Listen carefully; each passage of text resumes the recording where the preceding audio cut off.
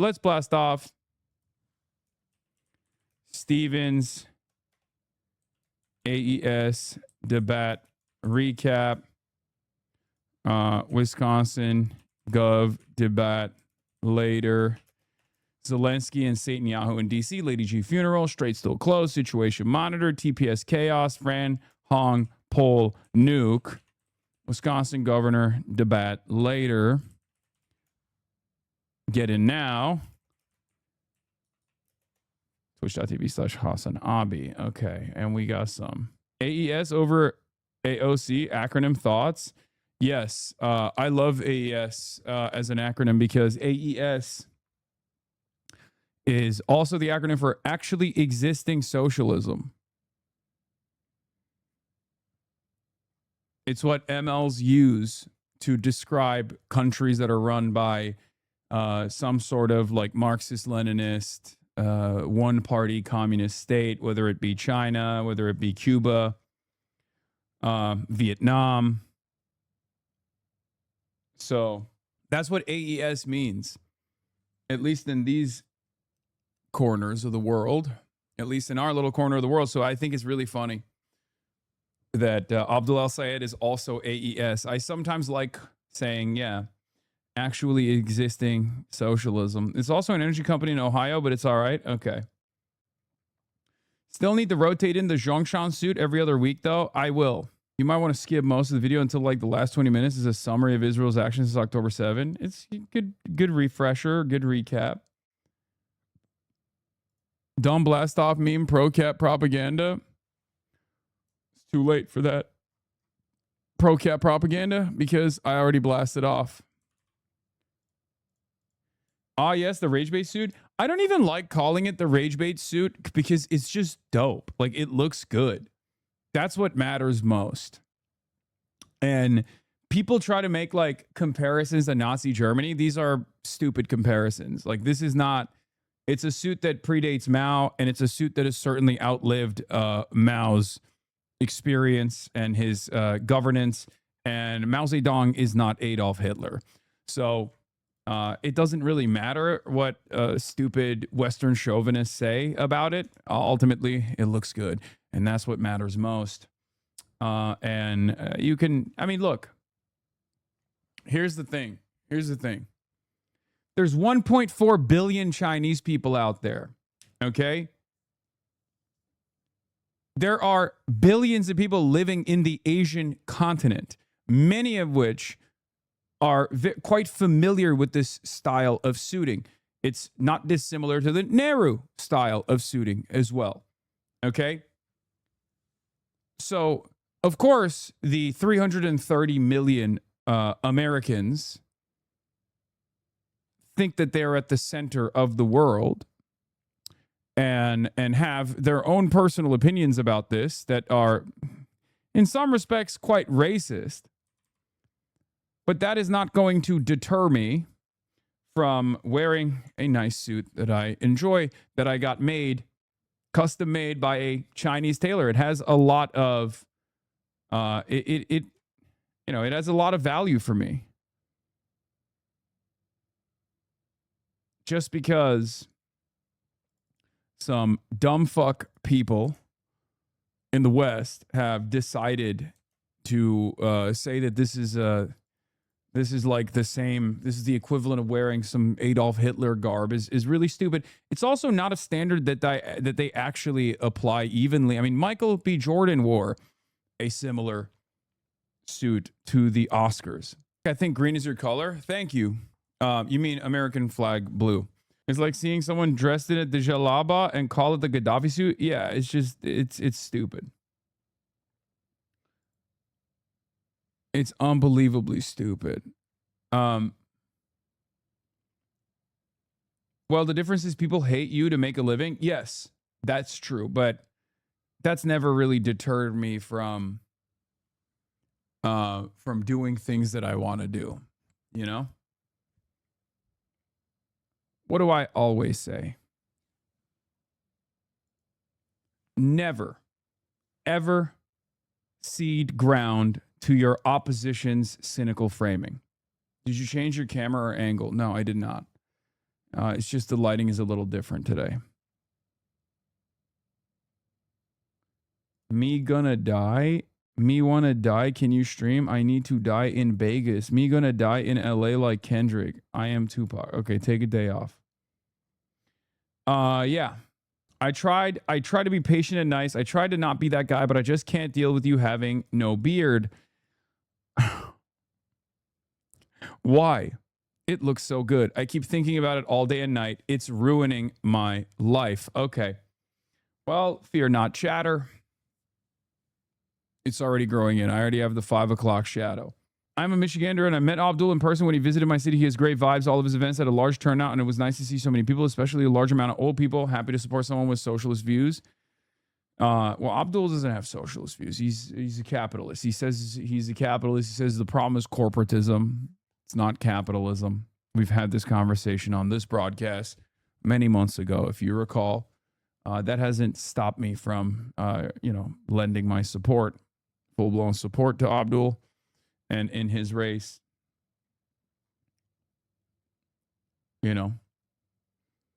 Thoughts on the new Michigan Senate poll? Yeah, we have the Michigan Senate poll, the new one, the Glenn Gariff poll. That is a dusty and busted poll. It's an unbelievable outlier, and it's not something to take super seriously. But if that's going to light the fire under your ass to go out and smile and dial, then I'll take it. Let that be a motivation for you. Let that be a big motivation for you. Anyway, like I was saying. So yeah, we watched a debate last night, and it was a spectacular experience. Abdul showed up, and he put on a show, really. You can tell that he is a great speaker. And obviously, elections are, in many respects, popularity contest as well. So it's important to have swag. It's important to have charisma. There were some highlights. There were some great moments. There were some really low lights for Haley Stevens, obviously. This was one of them. Let's take a look. Say this. She got 30 grand from DTE. She's lying. Dr. El-Sayed, I'm asking you the same question. Any money from anyone that we don't know about? No and never, but then $40,000 in direct receipts to her campaign from DTE's corporate PAC. And then there's, Center for Democratic Priorities, which released its funders, but then they're behind these shell organizations, these 501c4s. So I'd really like to revisit that question, because I don't know how to explain $40,000 directly to her campaign from DTE. I'm the only candidate in this race who's never touched a dime of corporate PAC money. Abdul should say, how can the people of Michigan trust you when you can't even be honest right now? Do you see why some people are bothered by the fact that so much money, $40+ million, has come from AIPAC? Good question. This moment in this country and here in Michigan, people have every right to be frustrated about our campaign finance system. My opponent here on this stage, Abdul, he's got a super PAC that his father-in-law funds that has millions of dollars going into it. And look, in terms of foreign policy, Abdul and I do differ. Specifically about AIPAC money, more than $46 million has been spent on AIPAC spending to back your campaign. A lot of people wonder if that... Roop Raj, the real hooper, baby. Why do you support terrorists? I don't support the nation state of Israel, my friend. You got it wrong. You're in the wrong place. I do not support terrorism. I do not support loss of civilian life. And therefore, I don't support the American military actions in Iran. And I do not support the Israeli government, nor its apartheid, nor its terrorism upon the Palestinian population, the Lebanese population in Syria, and numerous other countries. Wrong. Is something where you're going to do their bidding should you win this seat. Is that something people should be concerned about? And if not, why not? Absolutely not, Roop. Look, I have been very clear. Why are they giving you 46 million then? And I have oh my God, Fox is cooking her. Thank you, moderator. Tel Aviv Impress. And I'm still working to get us to long-term peace. But no concern about the $46 million+ spent on the behalf of AIPAC that should worry people about perhaps you doing. So one thing I want to point out here, because some people while we were watching were tongue-in-cheek saying, oh, it's 2v1, 2v1. This is the standard. What Roop Raj did last night was not favor Abdul Al-Sayed. What he did last night was favor the truth. That's what moderators are supposed to do. Okay? Obviously, we're joking about it, and I'm talking about like how goated Roop Rajes. I called him a Baltimore Maoist last night. But what he's doing is one of the most basic functions of real journalism. And it's unfortunately a dying art. It's a lost art. And many people don't follow through on these sorts of questions. When you ask a direct question, especially on an issue that is so important to many Michiganders, and the candidate refuses to answer this direct question, it's totally valid to reframe the question and ask it again. That's it. And because this is unfortunately not so common in local media, in mainstream media, in network television, when we see someone clear that low bar, we get excited. Their bidding should you win the seat? Well, I don't think there's much difference between super PACs going in for Abdul or super PACs going in for me. We have a problem with campaign finance reform in this country. There's a Mike fucking Rogers, almost $100 million of of difference. The difference between us is $46 million of AIPAC spending. They've set a record in this race to help elect my opponent because they know that she'll be a reliable vote, just like she took last week to send your tax dollars to a foreign government that is aiding, arming, and abetting the very people who want to foreclose on the possibility of Palestinian self-determination. At the end of the day, my job is to take care of you here. I want to be your U.S. Senator. I want your tax dollars spent in Michigan to provide schools in Michigan, to build health care in Michigan, to build roads in Michigan. And I think that money sent over there to kill Bro, what is kids happening? and The women moderator is actually the being worst use decent. of our tax dollars, and yet that's exactly what $46 million in spending will buy you. I believe deeply that we have a responsibility to make sure that we don't make other people's problems worse. I believe that we should not be fighting stupid wars that AIPAC wants us to fight in the first place. And I believe we have a responsibility to keep our money here, to invest here. That really is the difference. We're being outspent in this race 12-1. Chances are you're going to see an ad, probably 2 of them, on behalf of AIPAC for my opponent in the next commercial break. That's what that buys you, lying about a record around President Obama's endorsement or lying about me and my character. But that's exactly what happens when you stand up and say, maybe Palestinians should have rights too, and maybe we should have rights to our tax dollars here at home. There. It was crazy. I mean, if Haley Stevens wasn't such a corporate stooge and like a human embodiment of everything that's wrong with centrist Democrats, I would feel bad for her. Because imagine working tirelessly, working up the ranks. You're a 20-year-old intern. You got this cushy job in the Obama auto rescue mission, right? As a Michigander, your career has this tremendous upward trajectory, right? You can lean into that for the rest of your life, pretty much. You got this unbelievable access, unprecedented access early on. You run, you take out a Jewish Israel critic in a House race backed by AIPAC.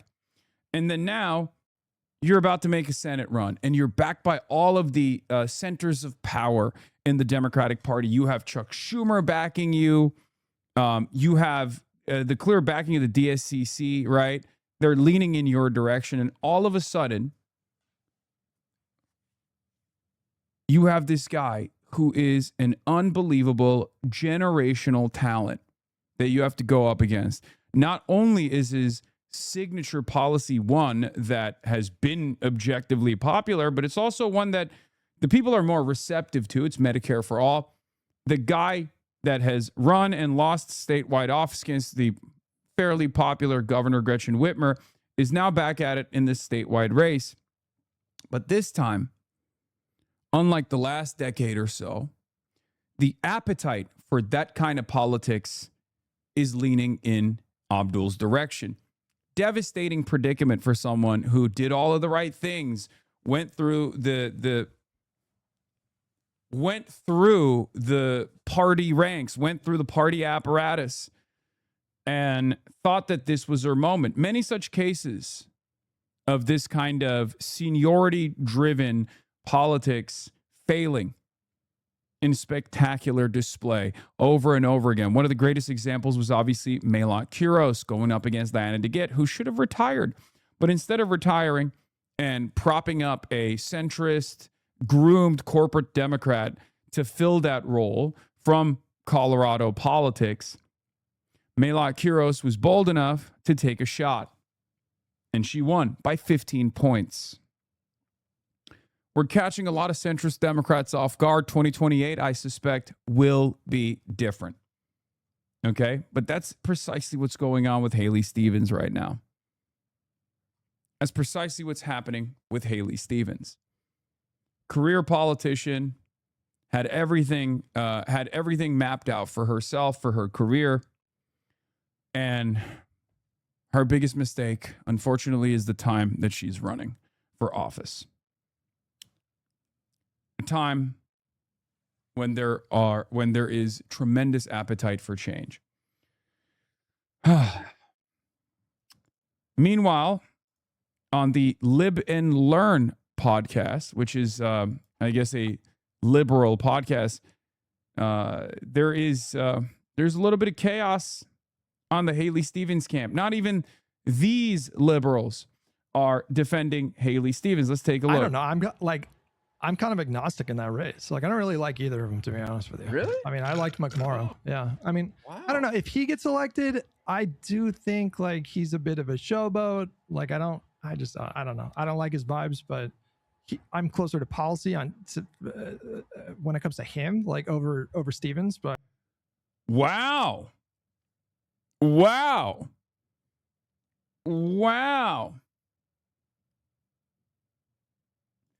Remember the universal outrage when you didn't immediately endorse a hypothetical Gavin Newsom run? Streamer Destiny says he's not sure who he would vote for if the 2028 presidential election between JD Vance and Alexandria Ocasio-Cortez in a vacuum. I don't know what JD Vance's political opinions are. I mean, I probably would vote AOC, but it's a coin flip. Yeah. I just like the way that she carries herself more. And I do think that the fact that she got the endorsements from people that are actually plugged into Michigan politics, like, I do care about that stuff as a voter. I think that stuff does matter. And so, but I really don't have like a strong preference either way. Wow. Yeah. I'm surprised. I feel like I'm the only Stevens champion out there right now. I don't know. Because even Josiah said he was with El Sayed last night. He did, So yeah. I was surprised to peaceful hear that. But endorsement. interesting. I mean, Josiah listens to me. put the APAC stuff aside, which I know is hard for a lot of people. And I think she's a good candidate. Put the APAC stuff aside? Why would you do that? What do you mean? Listen. Pay no attention to the fact that I got hit in the gut with a shotgun. Okay? Aside from the gaping wound on my gut, I am a beacon of health and excellence. Okay? Just put that aside. I don't understand. It's only $54 million. Just put it aside, dude. It's $54 million. What do you mean? It's a record-breaking amount of money. Just put it aside. Yeah, replace APAC with DSA. Not so funny now, is it? Yeah, exactly. The only reason they're for Stevens is because they're against you. I don't think so. I think this one is teetering on the edge. This one's already gone. Okay. Pisco's already far more open-minded. He's on like the Podjohn wavelength where he just doesn't care. If Democratic Socialists are winning, he's like, no, that's great. As long as they're winning, that's great. This one is just a Destiny Orbiter, but I guess even he's teetering on the edge here. And I don't really know anything about this one. I assume this is just like a pro-Israel guy first and foremost, and that's why he said something as silly as put the APAC stuff aside. Stop, man! You gave Pac-Man grace, and you know what happened. I mean, I'll continue. I'm really important, really hates you. IDF family member. Yeah, oh, there you go. Wait, he's a citizen of Israel? Put the APAC stuff aside, guys. Guys, can you put the APAC stuff aside? Oh, damn. Dang. So, yeah, I don't think it's just animosity towards whatever he perceives my position to be. I think there's maybe a little bit more to it than that, but you know, I mean, she's got the experience. She's just seems like she knows what she's doing. I'm more concerned about El Sayed not being able to have the Democratic Party in Michigan coalesce around him if he wins, because he's been so nasty. Like when Gretchen Whitmer endorsed Stevens on Friday, he was like, we still got potholes. For the record, I do want to say something. I mean, there's literally Israeli citizens in my community. Okay, they're anti-Zionist. They live here now. So just because someone is even a citizen of Israel doesn't automatically make them someone who would be, pro-Israel, pro-AIPAC, all this shit. From my estimation, I made that assumption because I didn't know that he was a citizen of Israel. I just assumed that he's very pro-Israel because he said, put the AIPAC stuff aside. Okay? That need to get filled 8 years later. And it's like, all right, bro, like you're not helping yourself here by attacking people who chose to go a different direction. You know, it's like you're going to need those votes and those endorsements in the general. What are you doing, man? Joe Bart coming to LA August 1st. Get him on for a Chad Vice. Yes, we were supposed to do that. Unfortunately, I'm not going to be here. I don't think I'm going to be here when Joe Bart is here, ironically enough. It's crazy.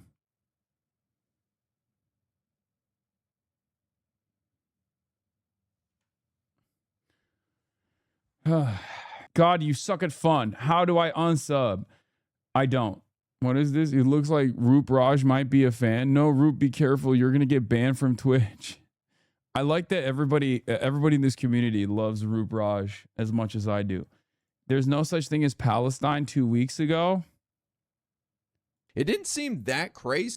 Top DNC shill. I'm really important. Liberals will kind of strip a stunt and a nothing burger. Yeah, I don't care about this. All right, what are we doing? What the fuck are we doing? I don't need a deep dive into this guy's behavior. Okay, I don't care. Yeah, we're a part of the Roop Troop. You got brought up on the Megyn Kelly show. Zara Mamdani grew up with a silver spoon in his mouth. Hassan Piker owns a $3 million in Hollywood. Ro Khanna's kids have a golf course in their name. Is a top-down frustrated elite, just like the French Revolution, says VD Hansen. It's awesome. This doesn't really make a lot of sense. First of all, Ro Khanna aside, this doesn't really make a lot of sense for me. If with Ro Khanna, you could say like, oh, he doesn't have upward social mobility, even though he comes from like a wealthy background. I do have upward social mobility. I have actually made a lot more money than my family ever did, and I take care of them. So this doesn't even make sense as like a jilted, angry, fail son who thought he would have the world given to him because of the silver spoon he was born with. Like, that argument doesn't even make sense for someone like myself. You know what I mean? Doesn't make sense at all. Put the Ro Khanna stuff aside. Yeah, because, well, Ro Khanna is immensely wealthy, and I think he married into wealth, which, more power to him. I mean, same with Abdul as well. Abdul obviously married into a wealthy family, and that's kind of come back to bite him in the ass with his tax releases. A lot of people are yelling at him right now for his father-in-law's rental properties that are in the name of his wife. TLDR on the Professor David. Holy shit. Professor Dave's new video on Destiny exposed him for sexually assaulting women, messaging minors, and admitting to physically abusing his ex. There's a pattern of predatory behavior that goes along with his genocide denial. Yeah, we'll cover all that. We'll get to all that and more. The fact that you were able to achieve upward mobility is a sign of failure of the system they want. Yeah, no, that's not even the case. I am literally the poster boy for American excellence. I am the straight up poster boy for the American dream. Okay. Come from a relatively well-off immigrant family background. Okay. Their finances are in tatters by the time I get to college, but it doesn't matter because I basically win the fucking lottery, right? I'm a business owner, I'm a jobs provider, all of this stuff, right? I'm stimulating the American economy in very meaningful ways. I've made it. I'm unbelievably assimilated. So technically, I am everything that these guys are supposed to point to as a success story. But the problem is, I also understand that while I made it and I'm immensely fortunate, that doesn't mean other people also have an easy go at it. That's the difference. If you make it and you recognize that this is not an opportunity given to everyone else, that it is a lie, that meritocracy is a fucking lie, people lose their goddamn minds. Okay? They lose their fucking minds. Thank you, Close Presence, for the 100 community gifted subs. But that's it. That's it. If I sat here every day and told you, if I can make it, you can too. Look at how tough my job is. Look at how big of a business owner I am. Like if I said that and then I shilled some kind of bullshit course about how you too can also make money and how the possibilities in America are endless, nobody would be chirping about it. I wouldn't be getting yelled at by liberals. I wouldn't be getting yelled at by Republicans. The thing that breaks them is that someone who has actually been tremendously fortunate can be unbelievably honest about that. Okay? Luck played a significant role in this every step of the way. Yes, I worked very hard, but it doesn't matter. Luck played a tremendous role in this because I understand that the Oklahoma teacher that has to drive Uber deliveries at night also is working super hard, probably a lot harder than I ever have worked in my life. I am unbelievably lucky. I'm unbelievably privileged. Okay? My point is, we should design a system, especially because we have enough wealth at this point. We have enough technological, we have a lot of technological improvements in our lives that have made it easy for people to work less and still have the same output, to have a little bit more autonomy in their lives. We have stuff, okay? We have things already. But what we don't have is stuff necessary for survival, stuff necessary for upward social mobility. We don't have access to housing, healthcare, education, all the way up to college. These are the real problems that Americans are facing every day. We have the resources. We don't distribute them evenly. That is my anger. That is my frustration. And when someone who is successful says shit like that, other successful people get very mad and their attack dogs latch on to it. Anyway, it's very frustrating, but who cares? Who gives a shit? Yeah. Stevens is letting our neighbors get grabbed by ICE. Yeah, we're going to talk about that. Where was I? What was I covering? I was talking about Haley Stevens' performance. But yeah, it's very clear. Liberals, as soon as a Muslim guy runs for Senate, they turn into Nick Fuentes. I've also noticed this as well. It's pretty crazy. She's fucking right, Lamau. Guys, this kind of anti-American bigotry isn't who we are as Americans. Stop speaking Arab, boy. That's what this Joe McCarthy stand with the Israeli flag, trans flag, and the Ukrainian flag in the bio is saying.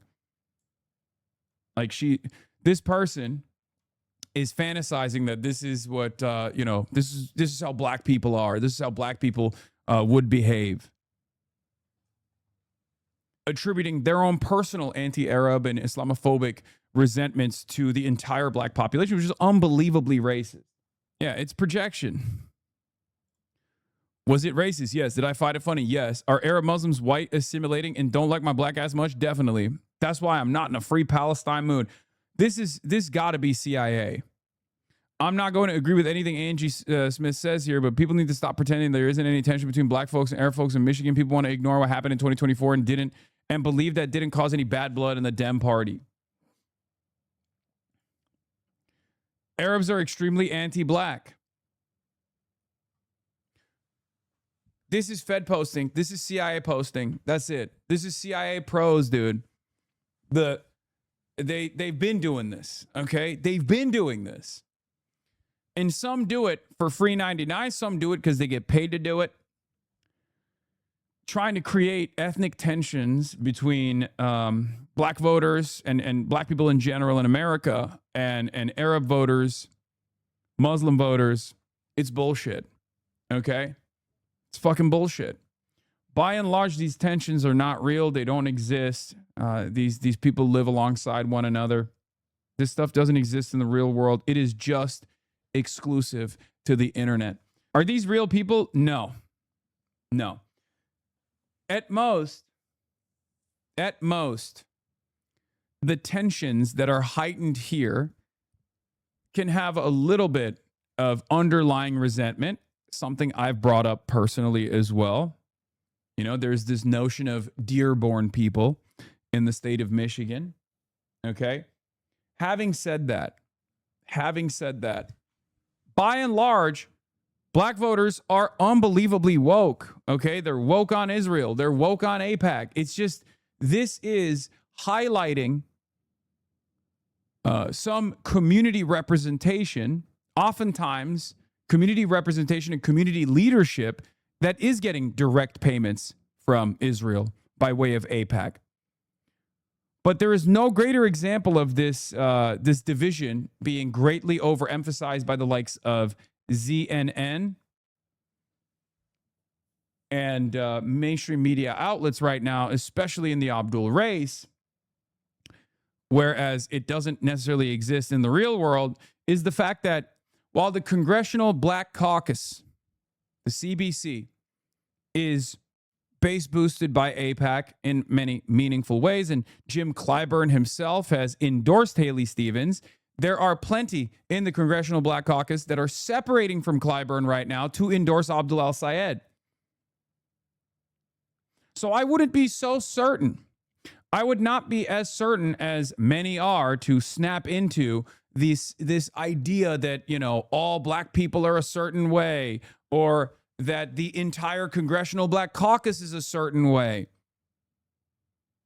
Okay? And that's not the case. And for the record, none of that is representative of how black people feel on the issue of Israel, on the issue of AIPAC, on the issue of corporate Democrats in general. Okay? That's it. No group of people are a monolith, okay? Black people are not a monolith. No group of people are monolithic. Jewish people are not a monolith. Arabs are not a monolith. Muslims are not a monolith. It's all down to the individual. You can try to make some demographic determinations off of polling data, but the polling data shows a very different reality than the one that is presented by these sectarian charlatans. Okay? In any case, let's get to situation monitoring. Sometimes the situation comes back to be monitored in Washington, D.C., the nation's capital, the belly of the beast, the heart of empire. World leaders are in Washington for Lindsey Graham's funeral, but some are also expected to meet Donald Trump. A remarkable gathering of world leaders in Washington today. They're in town for the funeral of Senator Lindsey Graham, but some are also expected to meet with President Trump, including Israeli Prime Minister Benjamin Netanyahu and Ukrainian President Volodymyr Zelensky. For more on what to expect, we're joined by CBS News national security analyst Aaron McLean. He's also the host of the School of War podcast. Good morning. Good to see you. Hey, good morning, Vlad. So this is the first meeting of Netanyahu and President Trump since the war with Iran started. And we all remember that meeting in the Oval Office with President Zelensky. Talk to me about those dynamics. I mean, it is a remarkable reversal of fortune for these two men. You have Benjamin Netanyahu at various points has really been one of President Trump's closest international partners, really at a point right now where he's got serious areas of disagreement with the president over the future of the Iran war, most prominently, but also sale of F-35s to Turkey and the Saudi nuclear deal. Meanwhile, Vladimir Zelensky, which we all remember that meeting you referred to, he's kind of gone from, if you'll forgive the expression, zero to hero in President Trump's eyes. President Trump's like winners. Ukraine has had a few good months in its war with Russia, and relations between Trump and Zelensky are noticeably warmer. So you have these two guys kind of intersecting right now in Trump's affection. Yeah, that analysis is correct. And it's one that I have brought up as well. Zelensky was not favored by the Trump administration when he was seen as a loser. Ever since the Ukrainian forces have made inroads and gained more leverage, partially by striking deeper and deeper into Russian territory with their more precise drone strikes, specifically blowing up critical energy infrastructure inside of Russia. They have gained a lot of leverage in the field of battle, and Trump likes winners. So now he thinks, Zelensky is no longer Zell Disney. Okay? Straight up. This is part of the reason why I think Laura Loomer has also changed her tune about Ukraine. That, and also because there is this effort between the FDD guys to try to coalesce with the rest of the NATO Atlanticists who care a lot about Ukraine, but don't necessarily care too much about continuing this war in Iran. There is this effort by the FDD flank, the ultra-Zionist flank of the American foreign policy apparatus, to try to basically hug Zelensky. And this is mutually beneficial. Zelensky obviously wants America to be more involved in Ukraine. So he is trying to use his newfound leverage and his newfound love from the Trump administration to become a more valuable asset, to say, look, we can make plays in the Caspian Sea. We can actually strike Iranian tankers and Iranian ships in the Caspian Sea for you. It's tit for tat. Hopefully you can help us out a little bit more. That's precisely what's going on right now, and Laura Loomer is obviously playing a role in this too. It's the pro-Israel side that's welcoming Ukraine with open arms, even though in the past they were very, very anti-Zelensky and very anti-Ukraine. They were pro-Russia for the most part. Republicans were pro-Russia for the most part. But now Trump is more comfortable with Zelensky and with Ukraine now that the tide has shifted a little bit. Zelensky met with Trump, got his point about how Ukraine bombed an Iranian ship. Now, after the meeting with Ukraine is trying to escalate with Iran, I called Iran's foreign minister Arakshi for a frank conversation. Diplomacy is about direct conversation. And even when it's difficult, I stress that our goal is to avoid unnecessary escalation. I reiterated that all of Ukraine's actions are aimed solely at defending our country from Russian aggression and never intended to target civilian vessels or people. This is also true with regards to Iran's statements about their national who died and a civilian vessel that was targeted in a recent incident. Our goal is to counter Russian aggression, which is the root cause of all incidents. And it is Russia who bears full responsibility for all provocations and casualties. I emphasize the necessity to refrain from any escalatory steps, as well as to end any support for Russia's war against Ukraine. This war is illegal and it must end. Okay. Hit the Chinese cargo ships. Go ahead. The level of involvement that China has with Russia is somewhat identical to the level of involvement that Iran has with Russia. Go ahead. Go beast mode. Let your fucking nuts hang. If that's the case, if this is simply about stopping the connection between Russia and Iran, why don't you do it to China?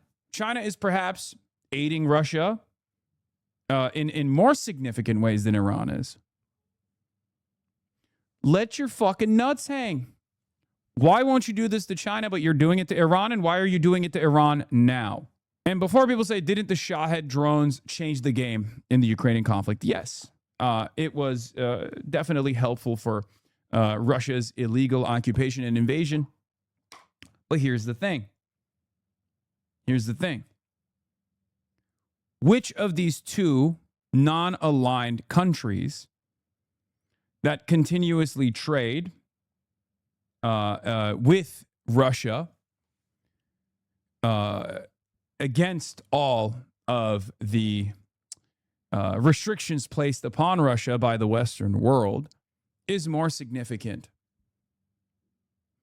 Is Iran more significant in its Russian allegiance than China is?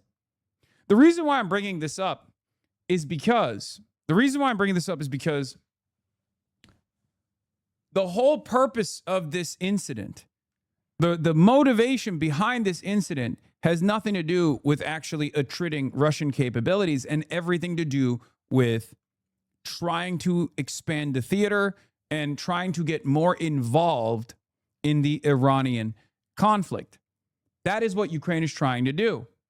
Part of the reason why they're doing this in a stupid way is because they try to do it in a smart way, as I brought up initially, when they went to the Gulf regions and were like, you guys are getting laser with drones. You don't know how to deal with that. We have expertise in this field. We can help you. And the dumb fuck Americans didn't appreciate that at all. That would have been a perfectly reasonable way for Ukraine to make themselves more valuable in another theater, using the limited amount of opportunities that they have, the limited amount of resources that they have to make themselves more valuable to Western interests by defending Gulf nations with the expertise that they have in drone warfare. That's what they tried to do initially. They even had an entire drone specialist force that they had sent out to the Gulf regions to get blown up by Iranian ballistic munitions. The problem is Trump is too fucking stupid to recognize that as a valuable asset. The expertise that Ukraine has in drone warfare is not relevant for Trump. Okay? Because he's dumb. And when you're trying to appeal to a dumb guy, you have to do dumb things. And that's precisely what Zelensky's doing. At a time when there is tremendous leverage for Ukraine unlike ever before, okay? Tremendous leverage that Ukraine hasn't seen since the pushback from Kyiv, the pushback of Russian forces, when the Russian forces had to retreat back to the eastern Ukrainian territory. That was the maximum amount of leverage that Ukraine has had since the illegal invasion and occupation of Ukraine in the hands of Russia. Now they have leverage. Now they have Trump's interest, right? But unfortunately, the king is fucking stupid. And because the king is fucking stupid, you have to do stupid shit to get the king's interest. And as I said yesterday, the way to a man's heart is through their stomach, and the way to Trump's heart is through Benjamin Netanyahu. And that's precisely the reason why Ukraine is trying to make themselves more valuable to Israel's ambitions against Iran, so that Donald Trump will show Zelensky and the Ukrainians better favors, and will have a better attitude overall about the Ukrainian conflict, and will hopefully help Ukraine further, will increase the aid to Ukraine. That's what's going on here. It's an unbelievably stupid endeavor because America is directly involved with Iran, but America is not directly involved with Russia because both America and Russia are adversaries to one another and they're nuclear armed nations. So this is an attempt to try to draw the United States into the conflict against Russia directly. And for one reason or another, partially because Donald Trump loves Vladimir Putin because he's a fucking idiot, or maybe there's at least enough smart advisors in his corner that recognize how devastating it would be for the entire world if two nuclear-armed superpowers fought one another, something that hasn't happened. And before you say India, Pakistan, I mean superpowers, okay? No disrespect to either of these countries. I know people are going to get mad at me for saying that they're not superpowers, but let's be real. Okay, my life for Pakistan. But the point I'm making is Zelensky wants Trump to aggressively aid Ukraine and maybe even directly engage Russia. It's probably not going to happen, but he is trying to show that he is a valuable asset in all of the Western imperialist endeavors, with the hopes that Trump will get more directly involved against Russia. I worry about this. Lara Seligman for Wall Street Journal says, Trump, a senior administration official, said, likes winners, and Zelensky, in the U.S. president's estimation, is increasingly looking like one. Trump picking a winner here is a kiss of death. Last year, after Trump picked Russia as the winner, Russia went on to have its worst 6 months of the war post-2022. Now that Russia's battlefield fortunes have turned positive again this summer, Trump picks Ukraine as the winner. I will admit, while Ukraine has a lot of leverage right now, okay, Trump is notoriously bad at picking winners. Ukraine does have a lot of leverage over Russia. I mean, they've crippled the Russian energy infrastructure. They've caused Russian oil exports to be halted. Okay? It's ironic because that action in Russia is actually hurting Donald Trump's broader goals in Iran, as I've brought this up before, time and time again. Because the less Russia is capable of shipping oil and gas to the rest of the world, the worse, the more volatile the energy markets become because the Strait of Hormuz is closed. So all of the leverage that Ukraine is gaining against Russia is actually hurting Donald Trump and Donald Trump's interests of keeping the markets as stable as possible so they can continue doing this tit for tat bombing in Iran. But in any case, what is this leverage again? Oh my God. What do you mean? What is this leverage? When you are capable of successfully harming and deteriorating the oil and gas refinement infrastructure in Russia, so much so that there are long lines at gas stations internally inside of Russia where the Russian civilian population are experiencing negative consequences for Russia's actions in Ukraine, that is leverage. Okay? That's it. That's leverage.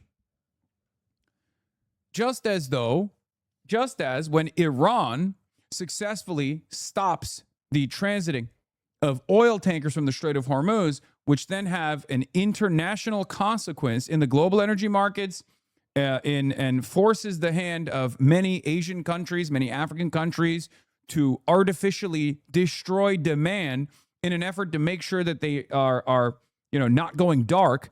That is leverage that Iran has. Okay? NATO was always capable of that. It's not Ukraine, and NATO's doing it because Russia was making immense gains globally with Hormuz closed. Yes. I know NATO was always capable of that. And I know NATO is the one that's giving them the targets. And I know the United States of America is giving Ukraine the go-ahead to strike deeper and deeper into Russian territory with precise accuracy, with obviously satellite targeting that Ukraine previously did not have access to. Everybody understands this. What are you talking about? It doesn't matter. NATO and Ukraine are aligned. So yes, they're helping Ukraine. I know. Who gives a shit? That doesn't undermine the point that I'm making, which is Ukraine has more leverage. Your position was to cynically bring up, what's the leverage? What's the leverage Ukraine has? The leverage Ukraine has is not destroying, because infrastructure is difficult to blow up and destroy, but basically stopping the refinement of oil and gas in Russia. So much so that Russia has to halt exports. So much so that Russia is now having a harder time internally with oil prices. That's an impediment. That's a significant point of leverage that Ukraine has. Because at the end of the day, if Russia can make it as cost efficient as possible, hold on, and I have to respond to some stuff. I'm gonna have Trita Parsi on later to talk about all this stuff later in the day, and I gotta text some people real quick. Okay, I did it. Yeah, Trisha Paytas on later. Trita Parsi on later. Why you look different? Something has shifted. I shaved my beard. Yeah, this is very funny. Joe Walsh. Hey, it's on the hunt. I got an idea. Why don't you head out to Michigan tomorrow and campaign your butt off with El Sayed every single day from now on until the primary? I'll pay for your Airbnbs. Hassan has already been to Michigan and helped hundreds of people turn out to canvass and volunteer for the campaign back when Abdul was polling in third place. He's also going back to Michigan this week. This is such a dumb gotcha attempt. Lamau. Yeah, the problem is this guy thinks that I am toxic in the state of Michigan. He doesn't realize that I have fucking tens of thousands of Hasanabi heads, many of which are now on the ground door knocking for Abdul El Sayed already and have been doing so in the state of Michigan. From Kalamazoo to the Upper Peninsula, down to Detroit, Ann Arbor, Lansing, all around the beautiful state, all over its lakes. We are Legion. We're everywhere. Okay? I got my Youpers activated, ready to go. Won't go because Abdul needs moderates. Wait, what? Hassan won't go because Abdul needs moderates? First of all, that's not true. And secondly, I am going. I'm going this weekend. Why would they desperately strike the Caspian Sea if they had more leverage to drag the U.S. directly into conflict? I don't get it. Wouldn't that be seen as an act of desperation? Yes, you can have leverage and then make the wrong decision. Yeah, we got 10,000 NATO-trained Upers ready to go in the Upper Peninsula. Yes, and I will be doing a pit stop in Wisconsin as well. That's my point. My point is Ukraine already has decent amounts of leverage. But instead of maneuvering in the theater of diplomacy, they're trying to increase and possibly gain the attention of the Trump administration further by saying, look, we are reliable. We're a reliable tool in the Israel conflict as well, in the Iranian conflict as well. Please give us more. Not realizing that any extension of the Iranian conflict is actually harmful for Ukraine's interests and Ukraine's defenses. But that's, again, it's a self-defeating process because America has its hands in too many different pies at this point. This is what I keep trying to explain. On the one hand, when America continues waging war with Iran, they're depleting their PAC-3s that could have potentially gone to Ukraine, right?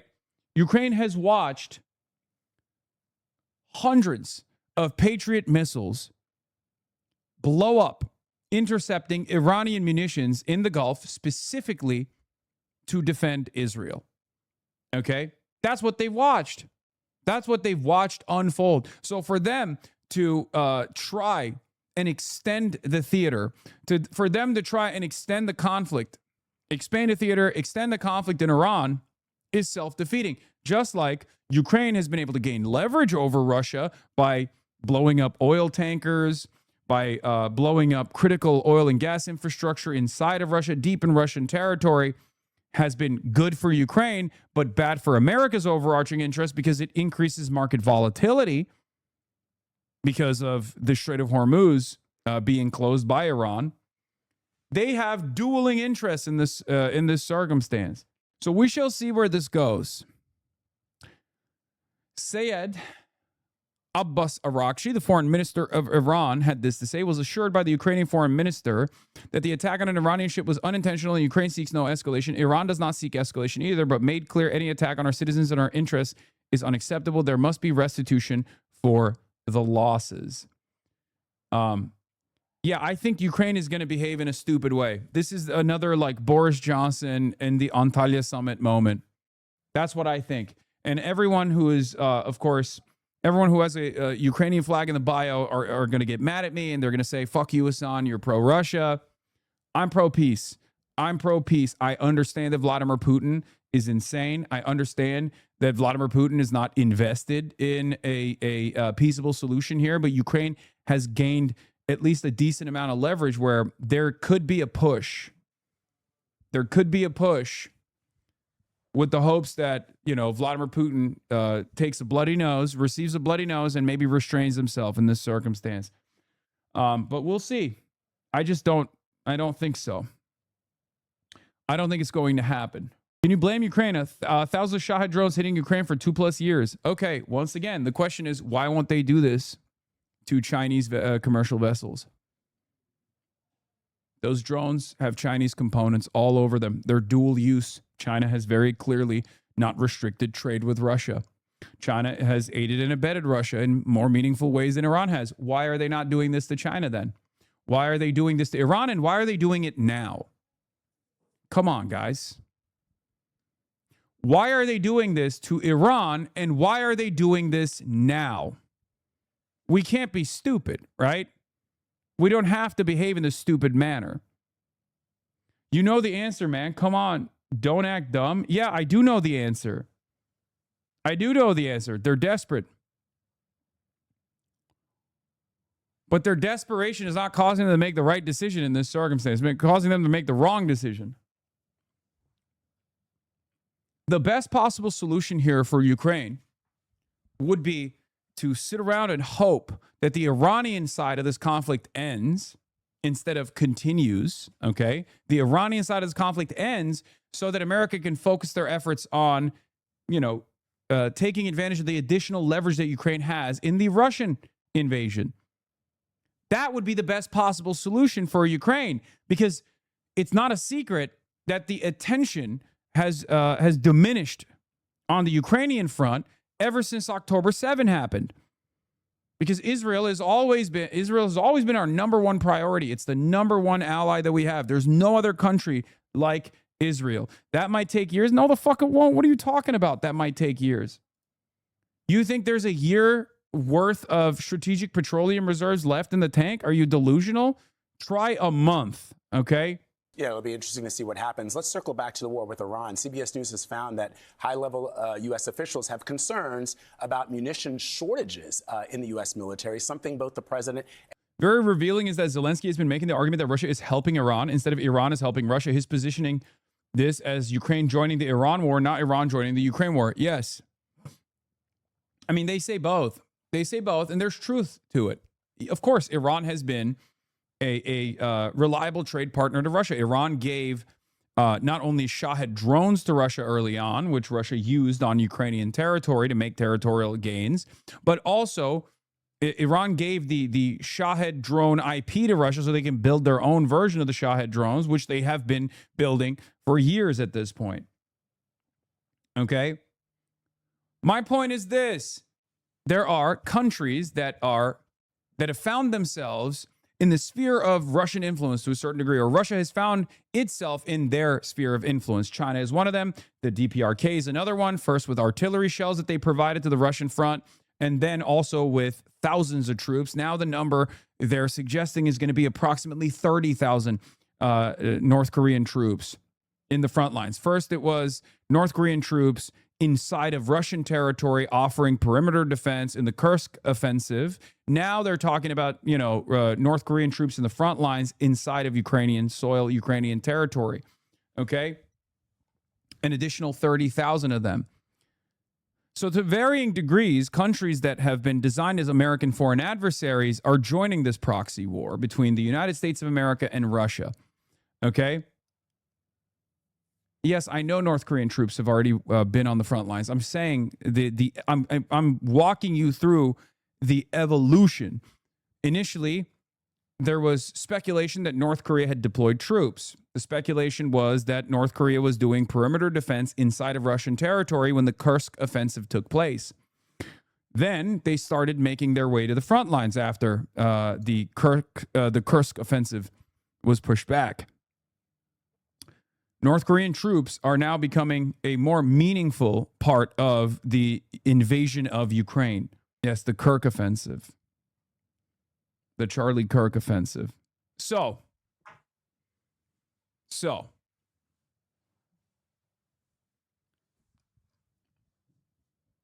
there's talks about African mercenaries as well. I don't know how reliable that information is. I'm sure it's real, but I'm not trying to be an asshole, but haven't we said that oil reserves are a month out, like 3 months now? Oil reserves could have been burned at a much higher clip if it wasn't for China reducing its demand. Well, not even its demand, but reducing its imports by half since the beginning of the restarting of the conflict in the Strait of Hormuz. China, once again, helped stabilize the global markets in an effort to continue trade maxing. That's huge. That's such a huge deal because all of that oil that's out, that has been able to make its way out of the Strait of Hormuz, and all the oil among spot traders could now go to whichever buyer will purchase it instead of China. This normalizes prices a little bit, or it keeps prices relatively low. And I just feel like the oil reserves, along with the initiation reserves, is just propaganda, and the real number is unknown. No, it's not propaganda. Anyway, so where was I? Oh, the reason why I was bringing this up is because DPRK is one country that has been aiding Russia.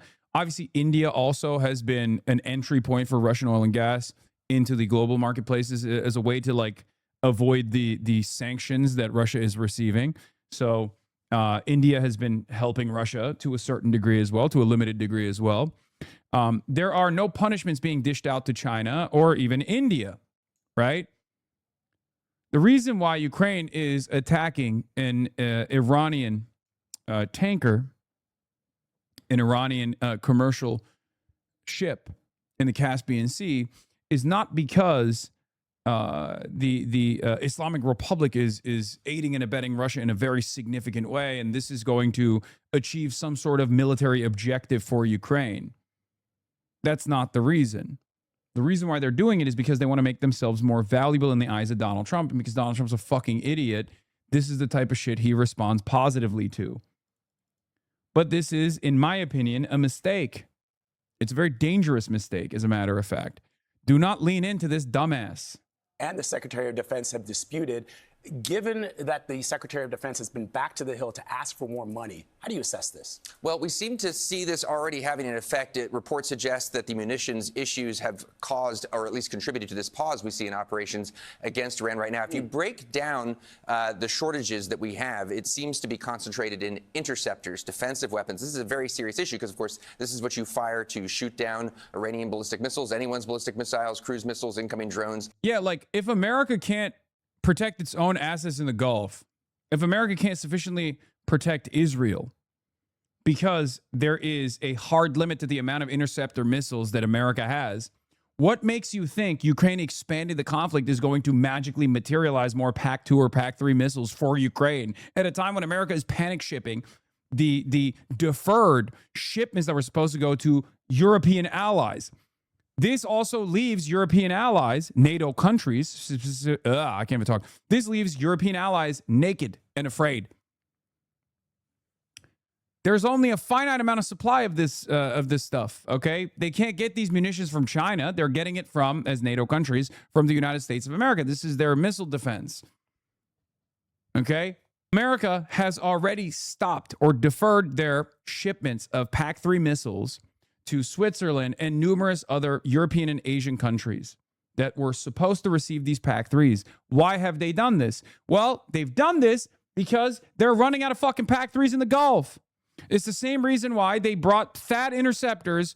They panic shipped THAAD interceptors away from South Korea to the Gulf initially when the conflict first began. So in some instances, while everyone is gearing up for a prolonged conflict, there's a hard limit to how prolonged this conflict can actually be unless America is just going to decide, yeah, you guys can get blown up. It doesn't matter. All of the American corporations and their asses could get blown up in the Gulf. Israel could get blown up by Iranian ballistic munitions. Who gives a shit? As long as we are still continuing this conflict without actually doing boots on the ground military warfare, it just doesn't make sense. It seems like it's a bad idea for Iran to still be shipping missile and drone tech to Russia. Oh, they have their own war going on, but I guess they need foreign currency. Yes, but I don't even think that this was missile shipments and drone tech to Russia. I don't think Russia needs Iranian drone tech. Russia is already developing Iranian drones on Russian soil. They're not. I don't think they are shipping missile and drone tech to Russia at this point. Ukraine said it was, but take that with a grain of salt. Yeah, of course, Ukraine is going to say that to legitimize why they did this, to give more of a legitimate reason to strike Iranian ships on the Caspian Sea. But I don't even think it's necessarily currency that they're getting in exchange from continuing trade with Russia. I think what they're getting in exchange is intelligence. Let's be real. Iran doesn't really have a lot of, I don't even think Iran has any satellites. And if they do, they're certainly not as precise as the Chinese satellites, nor the Russian satellites. And of course, Iran has been receiving a lot of intelligence from either China or Russia, maybe both. That is what's unbelievably valuable for Iran right now. That's part of the reason why they're lasering different buildings that you would normally look at and go, well, this is a commercial building. This is a civilian building. Why is there a Shahed drone striking the 35th floor in fucking Abu Dhabi in a goddamn hotel? Well, there's probably a fucking CIA base in there. That's what it is. There's probably defense contractors there. That level of precise intelligence is, as far as I understand, not within the capabilities of the Iranian defense sector. Okay. I'm not underestimating or undermining Iran. Yeah, I mean, they struck 2 CIA sites in March. One was a CIA station in Saudi Arabia located in the U.S. Embassy in Riyadh, and the other in eastern Iraq. Sources said additional CIA sites have been hit. Question, is Russia sharing target data with Tehran? This is a real question that people keep asking. This is from Reuters. There's a Reuters report. It's far more than just like the American embassy, by the way. They have been hitting all of those like random, seemingly random drone strikes that took place in the Gulf that people initially were looking at to say, oh, these guys are very clearly like striking, they're doing terrorism, they're striking civilian territory for no reason. There was a reason for it. Obviously, the American side is not going to reveal what has taken place. They will never reveal if a CIA asset has died, obviously. You'll never hear about it. But given the resource limitation that Iran has, they're not going to waste fucking anything. They're not going to waste drones on anything random. Things like that. And also in the high-end offensive systems, our cruise missiles, our ballistic missiles, we seem to have sufficient stocks of the dumb bombs, the cheaper munitions. So while you could imagine continuing to prosecute the war with Iran, these are all trade-offs. Everything you shoot in the Middle East can't then be shot in the Pacific, and there are real concerns about deterrence in the Pacific, given the burn of munitions in the Middle East. All right, Aaron, while I have you here, let's talk about... Did you read the casualty count is like 400? No, it's not. It's 600. The casualty count was quietly revealed to be around 634, I believe, which is probably even higher than that. Yes, I am very familiar with the casualty reports. I've been talking about it for months. Yes. It's been updated to 634, which means it's far higher than that, because that is just the active duty service members that are on the casualty reports. 18 killed in action, 634 injured, wounded. That means there is varying degrees of severity in the casualty reports. Some of the casualties are capable of going back into combat. Many are not. Many have traumatic brain injuries, TBIs, which is that means that they could be a fucking vegetable, or they could have CTE. There's varying degrees of wounds that the American service members have received in this process. It varies widely. But one thing I will say is that if you are not active DoD personnel, if you're simply a defense contractor, for example, you're not getting written up on those reports. So given the tendency for the United States of America to rely extensively on defense contractors in all of its operations and rely on CIA operatives as well, both CIA assets and CIA operatives as well, the casualty and death numbers are probably far higher. We just don't know. And we most likely will never know what the true totality looks like. The president, who will eulogize Senator Lindsey Graham later in Washington today. As you know, Graham played a pivotal role in the president's foreign policy agenda. With his loss, what does that mean for the president's foreign policy agenda going forward? Well, I really see the passing of Senator Graham in the context of also losing in recent years Senator McCain and Senator Lieberman. You'll recall that the three of them were referred to as the three amigos. Three amigos. They're all gone now, and together they did stand for this combination of the some of the worst. Some of the worst of the worst. Joe Lieberman sucked. John McCain sucked. The three amigos. muscular use of American power, but also committed to a certain kind of vision of internationalism. A throwback to the Reagan era, almost. In many ways, yes. And there are other voices that support that particular vision in Washington, but the three of them concentrated together were really leaders on that front. All three are gone now. There are other trends, to include trends that, flirt with or go even further with isolationism. Those trends are on the ascendant. Graham's death doesn't do anything to stop that or slow that down. Aaron McClain, always great to have you, my friend. Thank you very much. Oh, God. These clips from Lindsey's eulogy are so bad, dude. Trump takes issue with the Lindsey Graham eulogy he's reading. Virtually everyone liked Lindsey. Well, not everybody, but it sounds good. I have to be honest. I have to veer from this for a second. Heated things got in Washington. Virtually everyone, Republican or Democrat, liked Lindsey. Well, not everybody, but that is beast mode. Okay. Trump, notoriously the worst guy for this, okay? Notoriously the worst guy for two reasons. One, he's an unbelievable narcissist. He's got to make everything about himself. Two, there are certain things that he just has to say. He always has to put you down. He is just the worst when it comes to delivering something in a kind manner. He's just incapable of kindness. He's incapable of tact. Okay? So, fucking awesome. Lindsay, well, not everybody, but it sounds good. Not everybody. He was a tough cookie, okay? I have to veer from this for a second. He was a tough cookie, Darlene, but he was beautiful. Yeah, beautiful. He has no grace. Thank you very much. He is incapable of empathy, and he is incapable of talking about anybody but himself for 14 extended minutes. So clearly this 14-minute eulogy is going to be disastrous. But Lindsey Graham doesn't give a shit, right? I mean, he's burning in hell right now. If hell is real, Lindsey's there. Let's be real, okay? But he's probably looking up right now, going, oh my God, I hope he eulogized me well, but I don't care about the eulogy that much. What I care about is making sure that the Iranian war continues. And Donald Trump's going to give that for him anyway. Lindsey wrote in his will that he wanted Trump to mention that how he won 2020, actually, and the SAVE Act. I'm sure Lindsey Graham would love to. Lindsey Graham would have loved to hear Donald Trump talk about how what Lindsey Graham wanted first and foremost is passing the SAVE Act. Vice President Vance, members of the cabinet, members of the House and Senate, distinguished guests, Darlene. Look at how he tapped the casket, Lamau. Wait, what?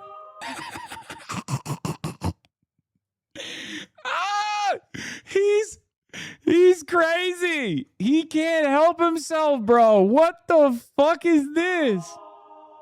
Knock, knock. Who's there? Lindsay, you're dead. But I'll keep your dream alive. Don't you worry. Knock, knock. Still gay. That's awesome. God. What a fucking psycho, dude. He is such a goddamn sociopath. It is hilarious. He can't help himself at all, dude. He's got to do that. He's got to do that every time. And the entire Graham family. We love you all.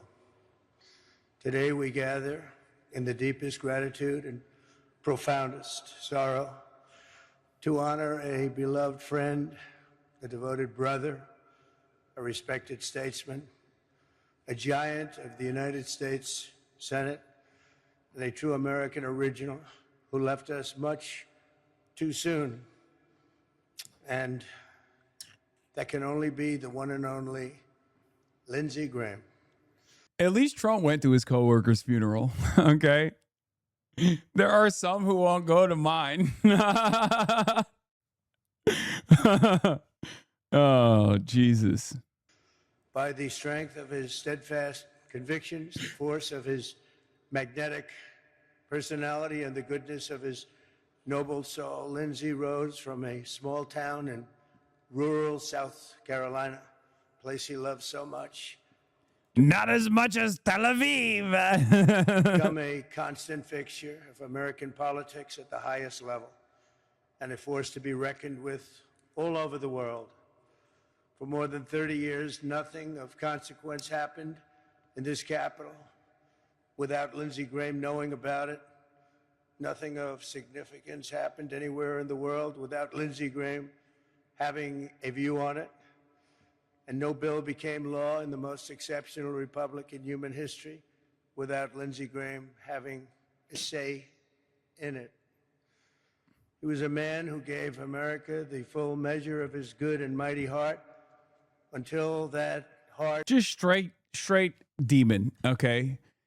Lindsey Graham was a demon. Trump is a demon. It's just very funny that you got a demon eulogizing another fucking demon, being like, he's so great. Everything he says about Lindsey Graham is the exact opposite. Itself.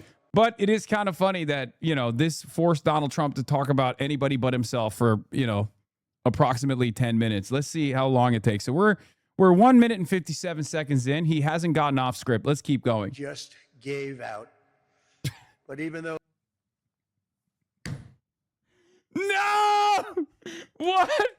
Dude, what the fuck? heart itself just gave out. Oh my God. That's, dude, come on, dude. He had a big heart. It just exploded one day. Very, very sad. He died. He died like a dog. Donald Trump is incapable. But even though Lindsay's life was cut short while he was still so full of vim and vigor, there can be no doubt that he lived absolutely to the fullest. He died doing the work he was born to do.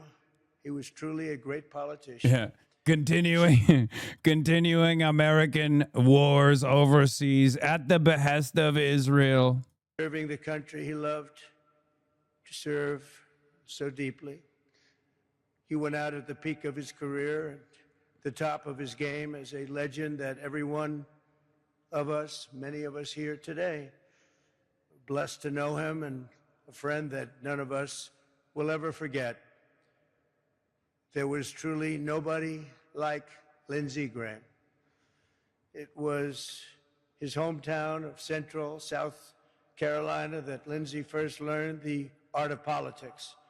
His parents ran a bar and pool hall on Main Street with a room in the back where the family spent and had to do.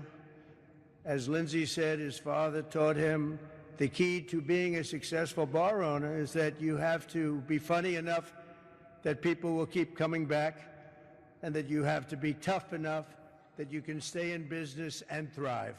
A very difficult combination. For his entire storied career, that's exactly who Lindsey Graham was. He was the first person to make you laugh, and one of the last people that you've really ever wanted to fight. These were the traits that made him into one of the great figures in Senate history. Few like him. As a boy, Lindsey also learned his first lessons in diplomacy when the wife of one regular patron called the bar asking for her husband. She demanded to know, where is he? The man instructed Lindsey, tell her I'm not here.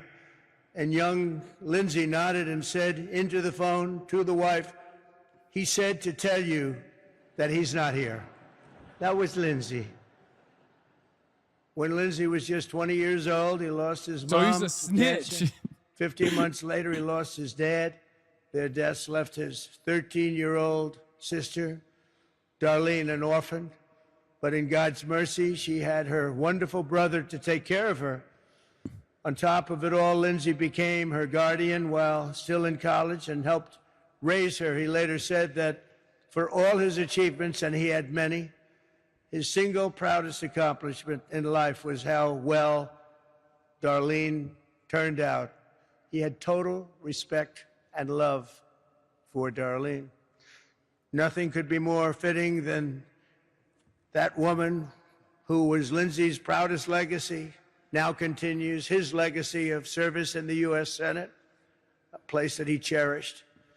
And I have no doubt that he's looking down today, beaming with pride at his sister, Senator Darlene Graham. Thank you, Senator. Lindsey first stormed into Washington with the Republican Revolution of 1994, becoming the first Republican to win his House district in 120 years. That was Lindsey. In 2002, he ran for the Senate in what should have been a loss. 2002. The Fox News intern assigned to watch is fucking turned right now. And he swept to an easy victory. Lindsey quickly became a master at maneuvering in one of the world's great legislative bodies. He secured record funding for our military as a budget committee chairman. He delivered the largest investment in border security in history, and last year he shepherded the passage of the largest tax cuts in American history, the great, big, beautiful bill. Had a lot of Lindsey goodies in there, too, I can tell you. And of course, he was also a great champion of the United States Supreme Court. This is a record. I mean, he had the hallmark Trump speech where he's like, you know, saying things that are totally out of pocket. But this got to be a record for Trump not talking about himself. Like, even the big, beautiful bill, he's not saying, like, many people love the big, beautiful bill. I loved it. It's my bill. Like, he's not doing it. It's 6 minutes in. He still hasn't talked about how much he accomplished that Lindsey Graham was simply there to experience. His impassioned defense of a wonderful person, a great gentleman, Justice. Why would you say America deserved 9/11? You're saying my friend's dad deserved to die. He died in that building that day. That's messed up, dude. Says your mom's favorite 567. I don't think your friend's dad deserved to die, my friend. I don't believe that. Okay? I know you're a bot account regardless, so you can get a clip off, but I actually did post about this yesterday for the record because, you know, I said that our actions led to 9/11, and I even apologized 7 years ago at this point for the language that I used at the time. And yet, people who are pro-Israel love weaponizing 9/11 as they did after 9/11 to really foment as much Islamophobia as possible and justify the global war on terror. 25 years after the fact, they're still doing it. I tweeted about this last night. I said, 7 years ago, I said, we brought 9/11 upon ourselves. Okay, because the clip ends with America deserved 9/11. When I go, we brought it upon ourselves, we totally did. We totally did. We deserved it. We, as in I am an American. I'm a part of this, okay? That never gets mentioned for obvious reasons. 7 years ago, I apologized for my language, which I also did. Since then, I've helped get a 9/11 first responder elected into office, which you guys also called a terrorist because he's Muslim, Adam Hamawi. He was there. He was there at ground zero, saving lives. He's now going to be a congressional representative from New Jersey. Okay? But, weirdly enough, Adam Hamawi, who was a 9/11 first responder, was not seen as a 9/11 first responder, but more so a 9/11 co-conspirator by this very same people that love talking about how I love 9/11, how I did 9/11, all this stuff. And let's be real, it's because Zionists, people who are pro-Israel, regardless of their background, do not give a fuck about 9/11 beyond using it to foment Islamophobia. It's not slick. Everybody understands it. And if you try to present this as anything but that, I'm sorry, you need to get called out. Okay? I'm tired of it. I'm tired of it. It's so transparent. It's so obvious. Okay? I don't think Zionists care about 9/11 beyond fomenting Islamophobia. That's it. You can't say it's not slick, that white big dog. Yeah, you ain't slick. It did go kind of viral on Twitter, though, which was shocking. I thought Twitter would be far more reactionary to that take and be like, no, it doesn't matter, blah, blah, blah, all this shit. This was very funny. This guy posted this thing, this AI post. Different opinions, same enemy, one mission. Destroy Hassan, Destiny, Facts and Logic, Debate God, Pro-American, Anti-Communism, No Bullshit, Free Speech Matters. Asmongold, Base Takes, Vibe-Based, Anti-Woke, Common Sense, America First. Hassan, Pro-Communist, Defends Dictators, Hates America, Divides People, Pushes Communist Propaganda. Hassan's Community, America Bad, West Bad, Resist Everything, Anti-Semite, Tanky Losers. I'm a little bit confused. United to destroy the communist pipeline. We put aside our differences for the future of America. Love it. I love this. This goes hard as fuck. Yeah. No, it does. It does. I said, can't tell if this is supposed to be a promo or making fun of them, but I like it. He said, thank you. Where are you, under a ceiling tile? I don't know.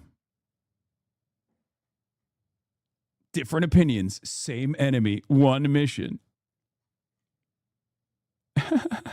Pork pie on the stream went. Oh yeah, he had some choice words for Zoran and myself as well. I said, your pivot to respectability politics has been a wonderful journey to watch unfold. You're welcome on the broadcast anytime you want, Dave.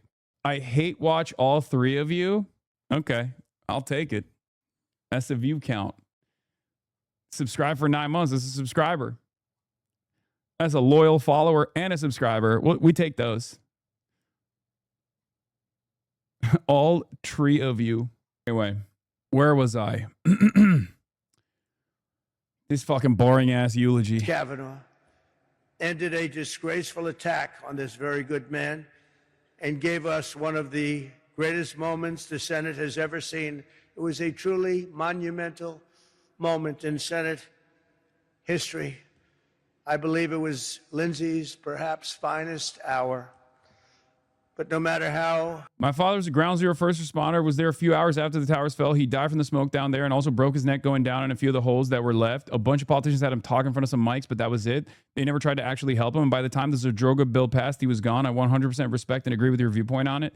Yeah, the irony here is that not even just me, but also, and I covered the Zadroga bill extensively at the time as well. Jon Stewart was like the guy that finally got the 9/11 first responders the necessary aid that they certainly deserved. Yet another clear-cut example that these fucking politicians are demonic. But what's really interesting about this is that there are probably far more 9/11 victim families that love Zoran Mamdani that hate him, right? Like, there are a far greater number of New Yorkers or people in the tri-state area that have family members that died during 9/11 25 years ago that probably fucking love Zoran Mamdani than hate him, okay? And it's really interesting. It's really interesting that the commentary on this issue has revolved around how much like 9/11 victim families don't want Zoran Mamdani. They're fucking bullshit. First of all, your family members dying on 9/11 25 years ago doesn't give you permission to be a fucking Islamophobic asshole, okay? Get the fuck out of here. What the hell does Zoran Mamdani have to do with 9/11? What the hell do I have to do with fucking 9/11? You're an insane person, okay? You're an insane person. Like, what are you talking about?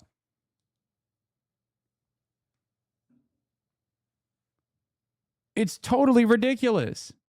It's gross.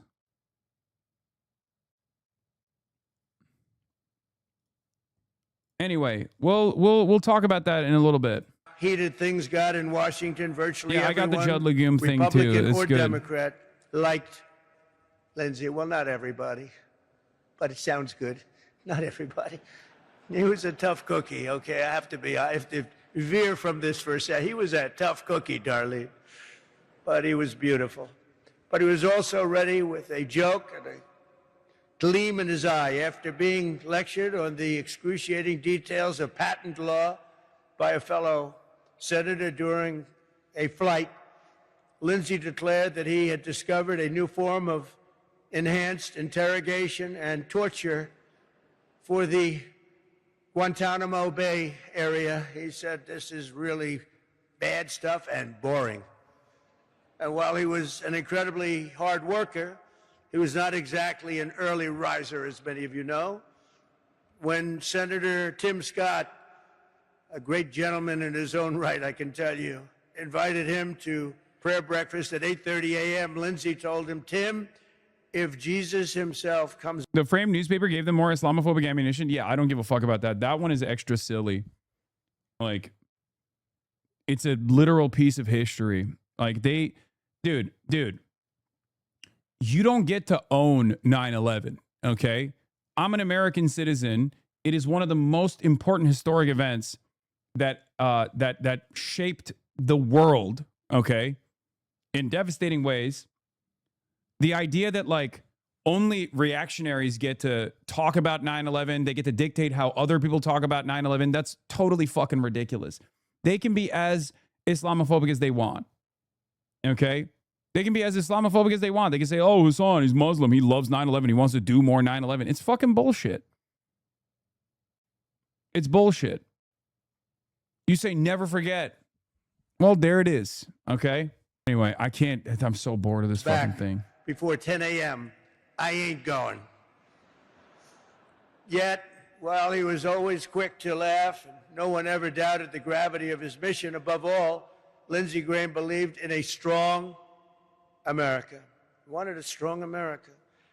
He had unwavering faith in the righteousness of American power and prayer. And he was extremely hawkish. I will tell you, he never saw a war that he didn't like. Whoa! Only his true friends would understand that, but he wanted it for the good of our country. He felt in his bones that our destiny is to win, and that his job was to do everything he could to ensure our enemies would lose. It was this conviction that led him to serve 33 years in... He was unbelievably hawkish. Never met a war he doesn't like. That's what I said. Am I writing his speeches for him? What the fuck's going on? That's literally a verbatim quote of mine from my eulogy of Lindsey Graham. That's awesome. Uniform in the Air Force and Air Force Reserves and Air National Guard, even while he was in office. And it was this conviction that took him as a senator to almost every country on earth, confronting America's adversaries and standing up for America's friends. He had tremendous friendships all over the world. It's a testament to his towering impact that among those mourning him here today are leaders, presidents, prime ministers from all over the globe. They're sitting right here before you. Lindsey met countless world leaders, yet wherever he went, he was always the same Lindsey Graham. When he met Libyan dictator Muammar Gaddafi in a tent in the desert, he told him, I expected something out of the Arabian Nights. This looks more like a Winnebago. That was not a good statement to make at the time. And when he met the Dalai Lama, Lindsey looked him straight in the eyes and said, so, can you really levitate? The Dalai Lama was not happy with that. But no matter how high he rose, he never forgot where he came from.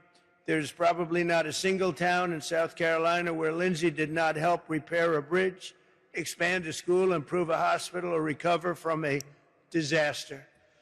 He was a force of nature, and I will miss him greatly. As you remember, Lindsey and I did not exactly get off to the best of starts. Running against each other, back in 2016, Lindsey said something rather nasty on his flight to becoming... Have you seen this news? Zoomer Gunnar Hosber has dropped? Yes, I have seen it. ...the next president of the United States. So naturally, I did something that I shouldn't have done. I shared his personal cell phone number with the millions of people that happened to be watching that particular day as I made a speech, a very important speech. And I remember the number 202-228-0292 if anybody wants to give it a shot. His phone exploded. He said, I had that number for 20 years. His phone totally, I don't know what he did with it, but it exploded. That was the beginning of a friendship in a way.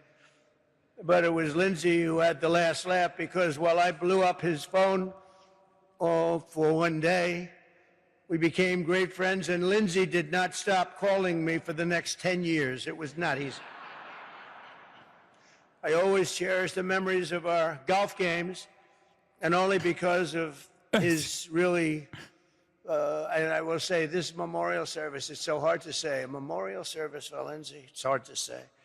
But I'll admit that one time Lindsey Graham and Annika Sorensen actually beat me and Gary Player together. Can you believe that? Annika played very well that day, actually. But right to the end, Lindsey carried in his golf bag the putter that... When he shared his phone number at a rally... Republican presidential candidates are changing their cell phone numbers tonight after this. Lindsey Graham, so he calls me a jackass this morning. And I said to myself, you know, it's amazing. He doesn't seem like a very bright guy. By the way, look at Trump 10 years ago versus look at him now. Okay, this was peak Trump. This was peak Trump. This is like, I would go so far as to say that what remains of the Trump cult that's still hanging on is hanging on to this Trump because they remember this Trump. Many of them are boomers, and this was such an unbelievable performance. What a tear this was in 2016. What a different change of pace this was for many white boomers who were sick and tired of business as usual politics, that they're still leaning into this. This is the Trump they remember, and this is why they're still a part of the cult. Okay?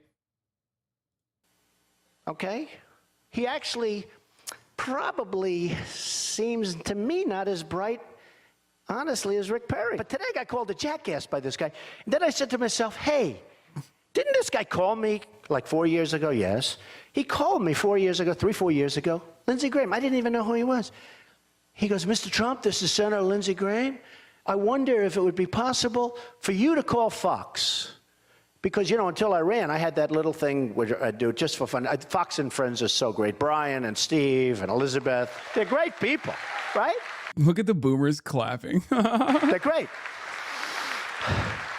And he wanted to know whether or not I could give him a good reference on Fox and Friends, okay? He wanted to know, would I do that? And then, of course, he wanted to know whether or not he could come and see me for some campaign contribution. And he gave me his number, and I found the card. I wrote the number down. I don't know if it's the right number. Let's try it. 202.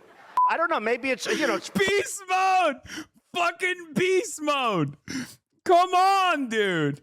Come on, dude. This is why old boomer Gertrudes and Barbaras and Deborahs were flicking their bean to this shit, okay? They had never seen a guy like this before. It was demon time. God damn, dude. What a fucking time, dude. What an insane show. 3, 4 years ago, so maybe it's an old number. 202. Double docs. Not the first, he doxed them twice, dude. Twice. So, I don't know, give it a shot. Hey, YouTube fans, I'm Luke Rudd. I don't know, give it a shot. He's lost so much riz. Now look at it. Now look at him now. Belonged to his dad, and he carried it with him with class and with a ring that was so beautiful of his mother. And they were laying right at his bedside. The night he died, they were there. He had him with him at all times. From that pool hall where his parents raised him to the halls of the United States Senate, where he was respected and loved. The son of South Carolina became one of the most important men in the most important country on earth. In a city where politicians often become jaded and cynical, Lindsey Graham never lost the old-fashioned American idealism that brought him to the highest levels of government and life. He took his duty seriously without taking himself too seriously.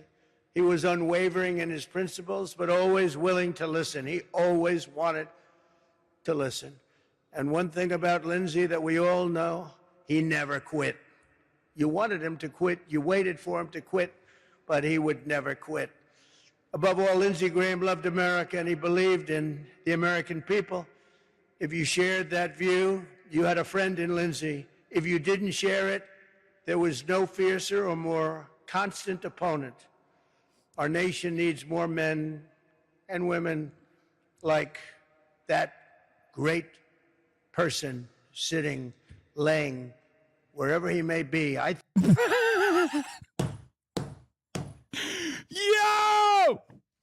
Yo, he is so fucking bad at this. Sitting, laying, I don't know where he is. Might be in hell. That's what many people are saying. We're probably all going to hell if you think about it. We've done so much. We've done so much wrong. And Lindsey the most. Also, he was gay. Many people think you go to hell if you're gay. I don't know. I don't think it, but who knows? Who knows? I think I know where he is, and I think he's up there. I think he's watching us. I'm pretty sure of it. Scripture tells us that blessed is the man who remains steadfast under trial, for when he has stood the test, he will receive the crown of life. For 71 years, Lindsey Graham was strong and steadfast. As a brother, a senator, a warrior, and a patriot, he withstood every last test, every single test that you can go through and every trial. And now he wears the crown of life in heaven, reunited with his parents and reunited with his Lord. I end by saying something very, very special. Lindsey, we love you. God bless you. We will always be with you, and you were very, very special. Thank you. All right. Anyway, before we get to the real meat of the story, Zil Disney and Satan Yahoo hanging out at the White House, I do want to briefly bring this up. Sean Hannity also eulogized Lindsey Graham. Let's hear what he had to say. He may be also. Lindsey, Mr. President, I would argue in my mind, probably has a heavenly version of Mar-a-Lago. It may even be a little bigger. He may have a little more gold in the Oval Office in his mansion in heaven. And I wouldn't be surprised if he added one big, beautiful ballroom and an arch somewhere on the property. Yes! Yes! Yes, Lindsey Graham would have loved a ballroom. Okay, this time it was Sean Hannity that covered Trump's base here. Yeah, I bet you Lindsey Graham is in heaven right now watching, excited at the prospect of the SAVE Act getting passed. Because he would want to obviously duplicate his dearest friend in life, you, Mr. President. Lindsey. He glazed Netanyahu at the funeral? I see Prime Minister Netanyahu is here. Mr. Prime Minister, you too have been a dear friend of mine for 30 years. It's an honor to have you. And Lindsey would have been blown away that you took this long journey with your beautiful bride to be here today. He loved you. He loved the state of Israel. He loved the people of Israel. Under your leadership, Israel has been one of America's most consistent. Dude, it's awesome. I would say like, oh, Lindsey would hate this, but he would love this. Like, this is what he deserves. He deserves worse, I'll be honest. But you know, this is exactly how Lindsey Graham would want to be eulogized, in my opinion. Like glazing Benjamin Netanyahu, demanding further wars, glazing everybody else around him. That's who he was. He was not a real person. He was not a person at all. So, you know, Israel.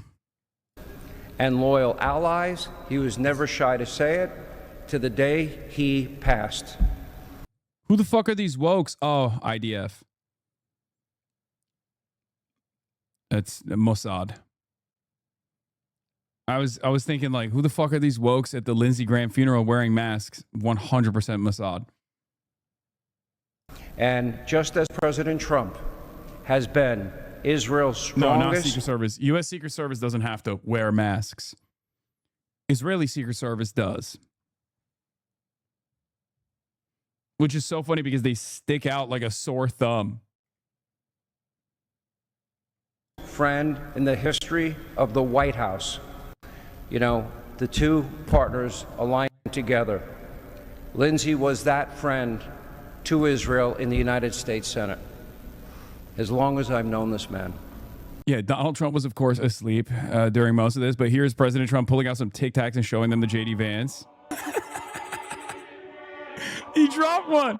He dropped one. Look. Look. Wait, from his mouth? Did it fall from his mouth? What the fuck? Look. What the hell? Oh my God, he missed it. What is going on, dude? Oh my God. Man, we could have been a fun country doing this bullshit. Yeah. It's so stupid.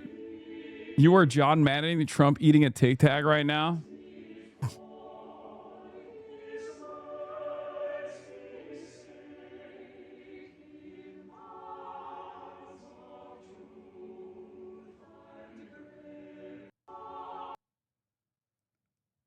Gross. Gross. Anyway, seems like a fun party. Yeah, they're all having a great time. Yeah, so look at the guy behind Trump who is asleep. It smells crazy back there. It's easier to bow out. It's easier just to go a different way, the path of least resistance. But he stayed the course.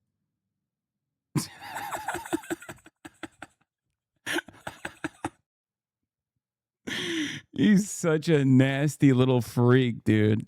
I literally missed the Time Cascade jalapeno chip going into my mouth and dropped it onto my lap while you were laughing at Trump for his. Yeah.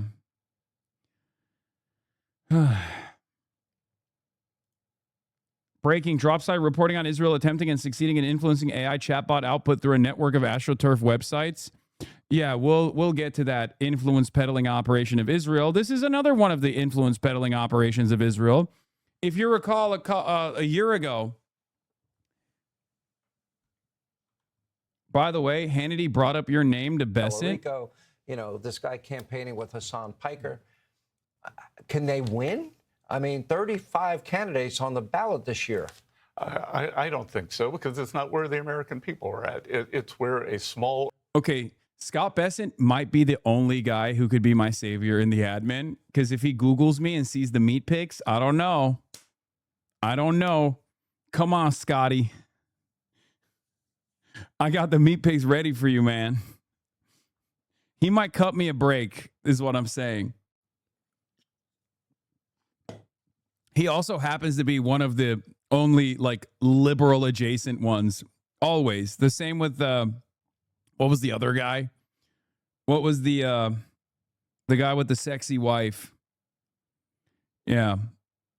In the first administration. In the Treasury. I'm forgetting his name now. The one who did the Marvel movies. Yeah, Mnuchin. Yeah, Scott Besant is gay, for those of you who don't know. And also punched Elon Musk in the face. Usually, the money guy is always a little bit more normal. Has to be a little bit more normal. They don't let the money guy be like a fucking, as big of an insane Trump sycophant.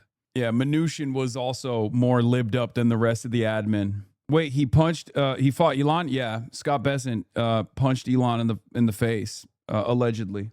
Dude, you don't think Besant is an absolute freak? Yes, I do. I mean, he's in the Trump administration. Of course he's a fucking freak, just like Mnuchin was a freak as well, but less freaky.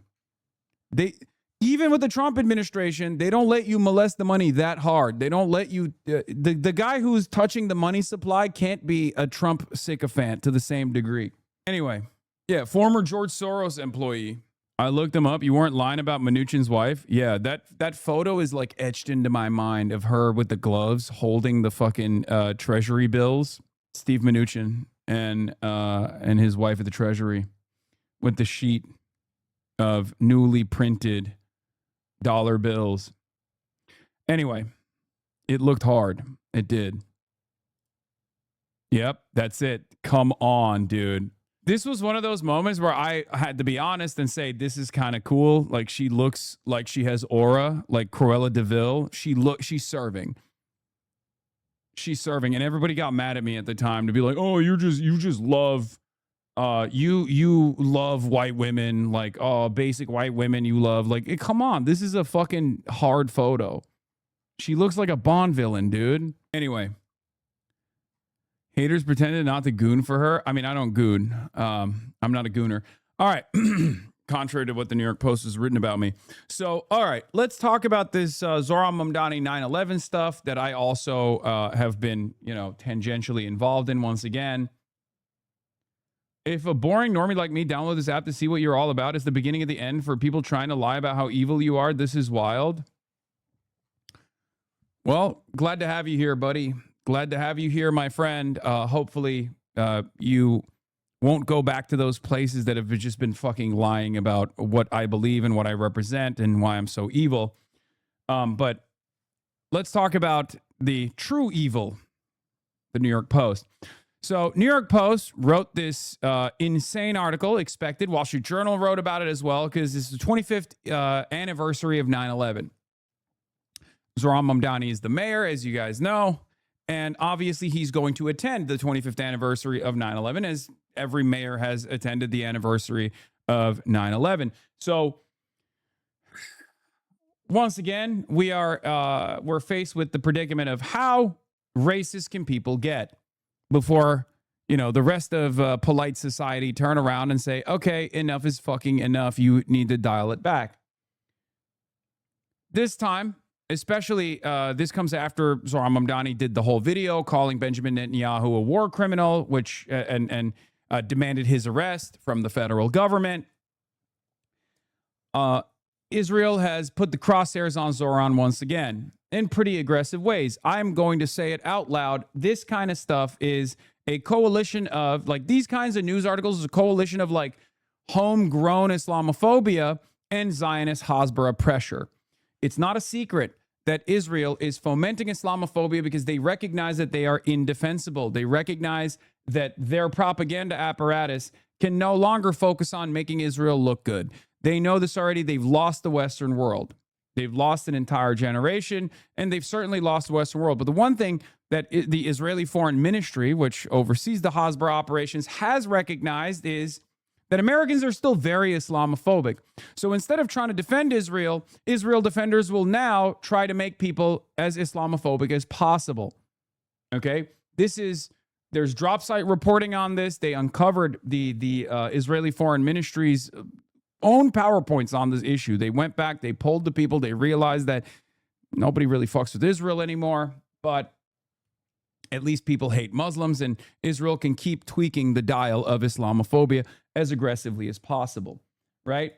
And this is very clearly one of those attempts.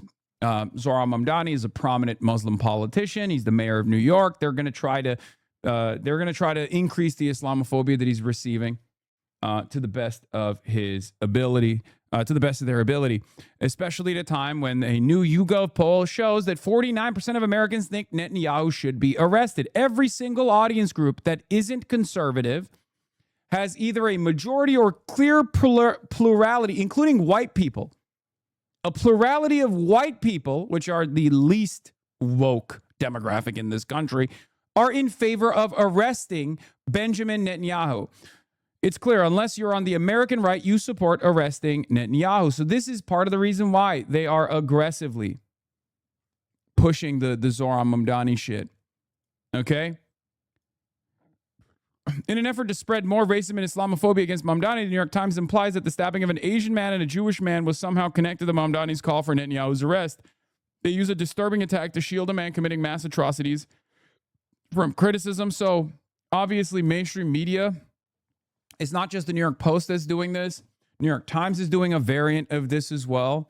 Wall Street Journal is doing a variant of this as well. So it's not just like the dish rags such as New York Post that's attacking Zohran Mamdani and claiming that he is a vicious anti-Semite, a Hamasnik, a person that is responsible for Jew hatred growing in the country, and also a Muslim terrorist. So Judd Legum, he saw this article in the New York Post, which I didn't even cover because it's fucking ridiculous. But it was this article came out in the New York Post that claimed thousands of 9/11 families demand Mamdani be banned from the 25th anniversary ceremony. Stay away. Families of 9/11 victims are demanding Mayor Mamdani, pictured embracing Imam Siraj Wahhabi, an unindicted co-conspirator in the 1993 World Trade Center bombing, be barred from the 25th anniversary ceremony at Ground Zero and have collected more than 3,600 petition signatures in less than a week. Our objection is based on his public record, his failure to meaningfully acknowledge the horror of that day, and his employment of support for or association with individuals who have minimized 9/11, defended terrorists, or even suggested America deserved the attack, said Giovanni Galante, whose 29-year-old wife, Grace, was among the 2,977 innocents killed. Okay? Well, here's the thing. Judd Legum went in and actually did real journalism. Turns out there are still some real journalists out there. He investigated. This New York Post cover, 9/11 families demand Mamdani be banned from 25th anniversary, is a brazen lie. How do I know? I interviewed the organizer of the petition. He admitted that there is no list of 9/11 families seeking to ban Mamdani from the anniversary ceremony. Even the smaller estimate that appears in the text of the article, 300 9/11 families, is just an estimate based on the organizer's assumptions about how the petition spread.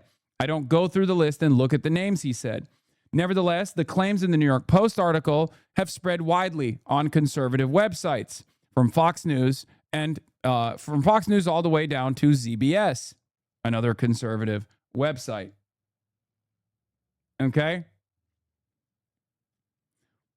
So he interviewed the petition organizer, including his belief that Mamdani wants to get rid of all Jewish people and believes 9/11 should have happened to us in Zohran Mamdani's belief that 9/11 should have happened, right? That's what the petition organizer is claiming. So he's an unbelievably racist guy. Okay? Fox News bringing you up in their Zohran bits every chance they get, mentions you at 0.44. Oh, yeah. They're saying that Zohran is also inciting hatred towards homeowners, and he's trying to get homeowners killed. But this is a separate story. I mean, they're going into full tilt panic at this point. Okay?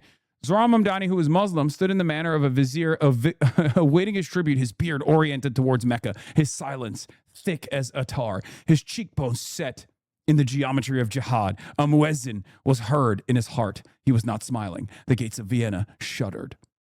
Yeah, when he doesn't smile, the evil shows, says Josh Wolf. When Zohran Mamdani smiles, he smiles Islamic style. When he doesn't smile, he also is doing it in an Islamic manner. Of course, smiling. When Zohran Mamdani smiles, he's smiling for jihad. When he's not smiling, he's also angry to do even, you guessed it, more jihad. It's always evil. He's always doing Islamic style jihad. Turns out it's just fucking racism. Okay? Turns out that's all this is. But yeah, E.L. Jacoby got his licks in as well. Israel's most annoying propagandist in a legion of annoying propagandists for Israel. 9/11 families aren't against Zohran because he's Muslim. They're against him because he campaigned with someone who said that their family members deserve to be killed on 9/11. I never said that. Okay? I don't believe that. Doesn't matter. People just lie about that quote all day, every day. But I responded to it. Because I thought, oh, Jesus Christ, enough is enough. These guys are fucking being unbelievably racist towards Zohran. Okay? To which I responded with, and it actually was received fairly positively on Twitter, which was shocking. I said, 7 years ago, I said, we brought 9/11 upon ourselves. 7 years ago, I apologized for my language. Since then, I've helped get a 9/11 first responder elected into office. His name is Adam Hamawi, which you guys also called a terrorist because he's Muslim. I don't think Zionists care about 9/11 beyond fomenting Islamophobia. And that's the truth. That's all this is. Okay? That's all this is. The idea that an American, such as myself, could say, we brought 9/11 upon ourselves, or we deserve 9/11 to any degree, is, of course, destroyed when the American that's saying that is obviously not a real American. Okay? I'm too Muslim to have said such a thing. Okay? And of course, it doesn't even fucking matter if I say, hey, look, I shouldn't have used the language of deserved, okay? Because it's very clearly being weaponized by the right. This was in 2019, and it's still being weaponized again. Okay? But ultimately, it's because I'm not an American in the eyes of all these people, okay? I'm not an American. I'm not a real American. Having said that, however, 1 million people, from comedians to commentators, have also had similar takes on 9/11, if not far worse takes on 9/11. Tony Hinchcliffe has made a shit ton. Tony Hinchcliffe has made a shit ton of jokes, and nobody on the Republican side gave a shit. Nobody cares about Bill Maher's takes about 9/11, who Bill Maher said something far worse than anything I said right after 9/11. He lost his job for it, but nobody ever gives a shit about his takes on 9/11 now. So it turns out there's a couple different components in the 9/11 story. One, are you white? Are you white enough? If you're Muslim and you have any opinions on 9/11, that means you love 9/11. You want more 9/11s to happen. Okay? And perhaps even more importantly than that, are you pro-Israel? Are you pro-American imperialism? If you're pro-American imperialism, and better yet, more importantly than pro-American imperialism, are you pro-Israel? Because if you're pro-Israel and pro-American imperialism, then it doesn't matter what you've said about 9/11. You're good. You're a good guy. That's it. Donald Trump has said more fucked up things about 9/11 than I ever could. Donald Trump, on the morning of 9/11, called in to a radio show to say, well, at least my Trump Tower is now the highest building standing on Wall Street. That's real. Look it up. But Donald Trump, once again, white, Republican, American president, super pro-Israel. It doesn't even fucking matter. Do you understand? So there are a lot of people who want to be very precious about who gets to talk about 9/11 and how they get to talk about 9/11. It's completely cynical. It's completely cynical, and we have to stop playing this fucking game. That's it. This was a tragedy, and you are cynically trying to use this tragedy to foment Islamophobia, because that's the reality. You don't give a shit. You don't give a shit about the victims. You don't give a shit about the impact. You just want to use this horrible tragedy where almost 3,000 Americans died to continue lying about Muslims, to continue shitting on Muslims, oftentimes at the behest of Israel. So, sucks to suck. Okay? Yeah, I mean, here's another example. Breitbart News. Adam Hamawi makes excuse for Hassan's America Deserved 9/11 comments. If I had to ramble for 8 hours, I don't know what would come out of my mouth. I think we all have to put it all in perspective. Well, he's a 9/11 first responder. But once again, it doesn't even matter, right? Because he's Muslim. He's Muslim and therefore responsible for 9/11. That is precisely how they presented this. Adam Hamawi is the greatest example of no matter how hard you serve this country, no matter how hard you serve this country, even if you literally were there at ground zero saving fucking lives, as Adam Hamawi was, as long as you're Muslim, you did 9/11. Okay? That's it. That's it. Because at the end of the day, the people that constantly advance this, the people that are not normal at all, by the way, because this is not a normally shared sentiment, but the people that constantly advance this agenda to be like, oh, this guy loved 9/11. He loves 9/11 over and over and over again. Despite the fact that, again, I apologize for the language I used in 2019. The people that are cynically still making this a salient issue or trying to make this a salient issue are doing so in a way that most people understand is cynical. Okay? People understand. Average, normal Americans understand that this shit is cynical as fuck. Okay? It's cynical as fuck. It's racist as fuck. You don't have to put up with it. It's 2026. Suck my fucking dick. Okay? It's 2026. Donald Trump is entertaining giving nuclear arms to the country that is perhaps most responsible for 9/11, the Kingdom of Saudi Arabia. Nobody gives a shit. Okay? We give more of a shit than clearly the Republicans do. So shut the fuck up. Anyway. Yeah, and it's there's also obviously a generational difference here as well, but yeah, the majority of the families of 9/11 victims voted for Zohran Mamdani. Families of 9/11 victims want to ban Mamdani from the sacred 25th anniversary at Ground Zero. Like, shut the fuck up, dude. Shut the fuck up. Being a 9/11 victim family member doesn't give you permission to be a racist asshole, okay? And as a matter of fact, I suspect that plenty of other 9/11 victim family members are probably going to start yelling about these dumb dickheads who are trying to turn the 25th anniversary of 9/11, this tragedy, to an insane racism seminar for some fucking weird reason. How selfish. How ridiculous. Who the fuck do you think you are, man? Anyway, where were we? What else were we going to talk about? Yeah, Matt Iglesias. Yeah, speaking of which, by the way, Prem Talker is right. He says, nothing shows how much of a bubble Twitter has become than this. The media politics world on here went absolutely nuts on Zohran Mamdani after he called for Netanyahu's arrest. If you were only on here, you'd think he was in trouble. Turns out most of America agrees with him. Yeah. But this is also part of the reason why they're going crazy. Like, they're going crazy mode on Zohran. Israeli infiltration and interception of American consciousness continues. Obviously, it's not as successful. Having said that, however, that's not stopping them from trying. They're spending billions at this point. I believe a Quincy Institute guy went on Steve Bannon to talk about it. I bookmarked it. Let me find that video first. Here it is. Yeah. Quincy Institute's Nick Cleveland Stout went on Steve Bannon to talk about his latest article. His latest article that covers Netanyahu says Israel's fighting an eighth front for the hearts and minds of Americans. The price tag since October 2023 has been over $1 billion. $46.5 million to Trump's former campaign manager to build websites shaping how AI chatbots talk about Israel. This is, of course, reference to Brad Parscale's operation, working with Salem Media as well, the right-wing Christian nationalist network that Scott Jennings is a part of.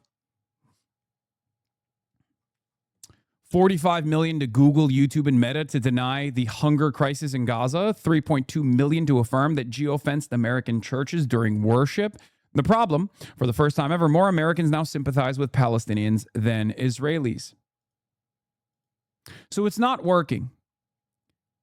Israel spent over $1 billion on public diplomacy efforts since 2023, including more than $100 million on efforts to influence the U.S. Disclosed under the Foreign Agents Registration Act, this country is now on track to be the biggest FARA spender this year. Now, what's interesting about this is the stuff that we know that's targeted by FARA. Because a lot of what Israel gets to do on American soil, that it utilizes the evangelical Christian network and also many of the Zionist organizations that masquerade as like Jewish advocacy organizations, are homegrown. They're American, right? They're comprised of American citizens, sometimes dual citizens, but it doesn't matter. That's not a part of the FARA restriction. So the actual impact is far larger, even though the FARA expenditure here is on track to become the largest. Okay, this is just the tip of the iceberg, however. And then there's also obviously a lot of the covert operations.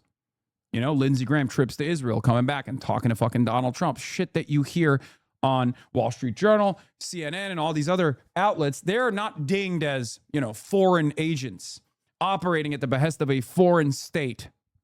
That's just a regular Sunday. Okay? Jacob Wendler on Political Reports with help from Daniel Lippman. First in PI. FARA Friday. Israel shifting away from its traditional strategy of relying on American-led groups like AIPAC to advance its interests in the U.S. and is instead increasing hiring foreign agents to ramp up its influence efforts, per a new paper from foreign policy think tank Quincy Institute for Responsible Statecraft. Israel has spent over $1 billion on public diplomacy efforts since 2023, including more than $100 million on efforts to influence the U.S. disclosed under the Foreign Agents Registration Act. Per the new report from Nick Cleveland Stout, a research associate in Quincy Institute's Democratizing Foreign Policy program. The country is now on track to be the biggest FARA spender this year. 17 new firms registered under FARA to work for Israeli interests in 2024 and 2025, including former Trump campaign manager Brad Parscale's firm Clock Tower X, which holds the largest contract at $46.5 million. Per the report, Clock Tower X has disclosed attempts to seed pro-Israel framing. Nearly $1 billion to try and melt the minds of American boomers, American evangelical Christians, and still failing to do so. Here's the video between Steve Bannon and Nick Cleveland talking about this. I can't believe I'm showing you Steve Bannon, but... Cleveland Stout from Quincy. You've got a report that I want to make sure we go through it in detail so people can see and read for themselves and look at your backup data so they come to their own conclusion. But it's pretty jaw-dropping. You basically assert from your research that since October 7th, the Hamas attack, terrorist attack, surprise attack on Israel, that since roughly that time, is it $1 billion or close to $1 billion has been spent by Israel for influencers and radio? And I'm not saying Sid or Mark Levin took that money. I just want to use that as an example of some of the over-the-top pitches you're hearing on Fox News right now. But that $1 billion has gone in an influence operation, very sophisticated, very systematic, not just onesies, twosies, but to basically change opinion or to influence opinion and then political action in the United States, sir? Yeah, first of all, thanks so much for having me. But that's exactly right, that about $1 billion has been allocated for public diplomacy, Hasbara efforts abroad, not just in the U.S., but you can I tracked about 100 million of those dollars has been spent under the Foreign Agents Registration Act, which is, as your viewers are probably well aware, this law that requires contractors, lobbyists of foreign governments to disclose what they're doing on behalf of foreign governments. So, yeah, it's a lot of money, and it's being used for a lot of things, influencing chatbots, paying influencers, reaching out to evangelical Christians, all kinds of things that we can get into. Now, this is separate. I just want to make sure this is separate from AIPAC and money they put in either for lobbying or. Yeah, AIPAC doesn't get hit with FARA restrictions, for the record, just so you understand. A single American evangelical organization, International Fellowship of Christians and Jews, sends like $100 million to Israel per year. These investments in propagandizing to America pays dividends just in pure cash. Exactly. So Israel registering as a foreign agent to specifically geofence Christian evangelical churches, okay, to specifically target Salem, which is what Brad Parscale is doing, which is the Christian Evangelical Network, okay?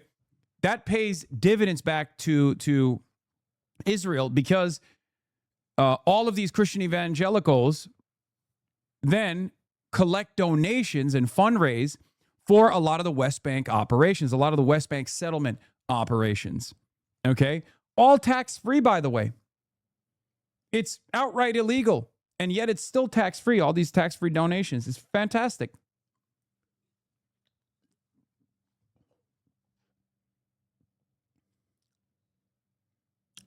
Yeah. If you're wondering why it's so difficult, to get this message across to some Americans, or if you're wondering why it's so tough, it's so hard to get politicians to be more understanding, it's because there's a lot of financial interests at play here. There's a lot of moneyed interests at play. Israel is now on track to become the largest spender on foreign influence under FARA in 2026, more than even Gulf neighbors like the UAE, Qatar, and Saudi Arabia. Okay? This was a breakdown of the report, which we'll go through right now. Israel has spent more than $100 million since 2023 on foreign lobbying in the U.S. to influence chatbots, to sponsor delegations of influencers, to carry out mass texting campaigns. Some of the mass texting campaigns are AI. You have probably received, I have received questions about what my feelings are on Israel as an ally to the United States of America. U.S. survey groups, right? I'm sure plenty of you, because it's so all-encompassing, it's so broad that they do push polls to basically manipulate people's attitudes about Israel by framing it as though it's a polling operation. That's this program. They're funding Christian theology programs. They're also creating a network of websites specifically designed to manipulate AI so that the LLMs, the large language models that people readily use, that people rely on, that people actually trust a lot, will spit out pro-Israeli propaganda.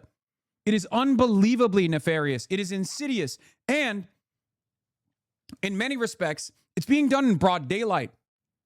The ADL, led by Jonathan Greenblatt, has been quite open about these attempts. Jonathan Greenblatt goes to synagogues all around the country and goes on these different panels all around the country and openly admits to it.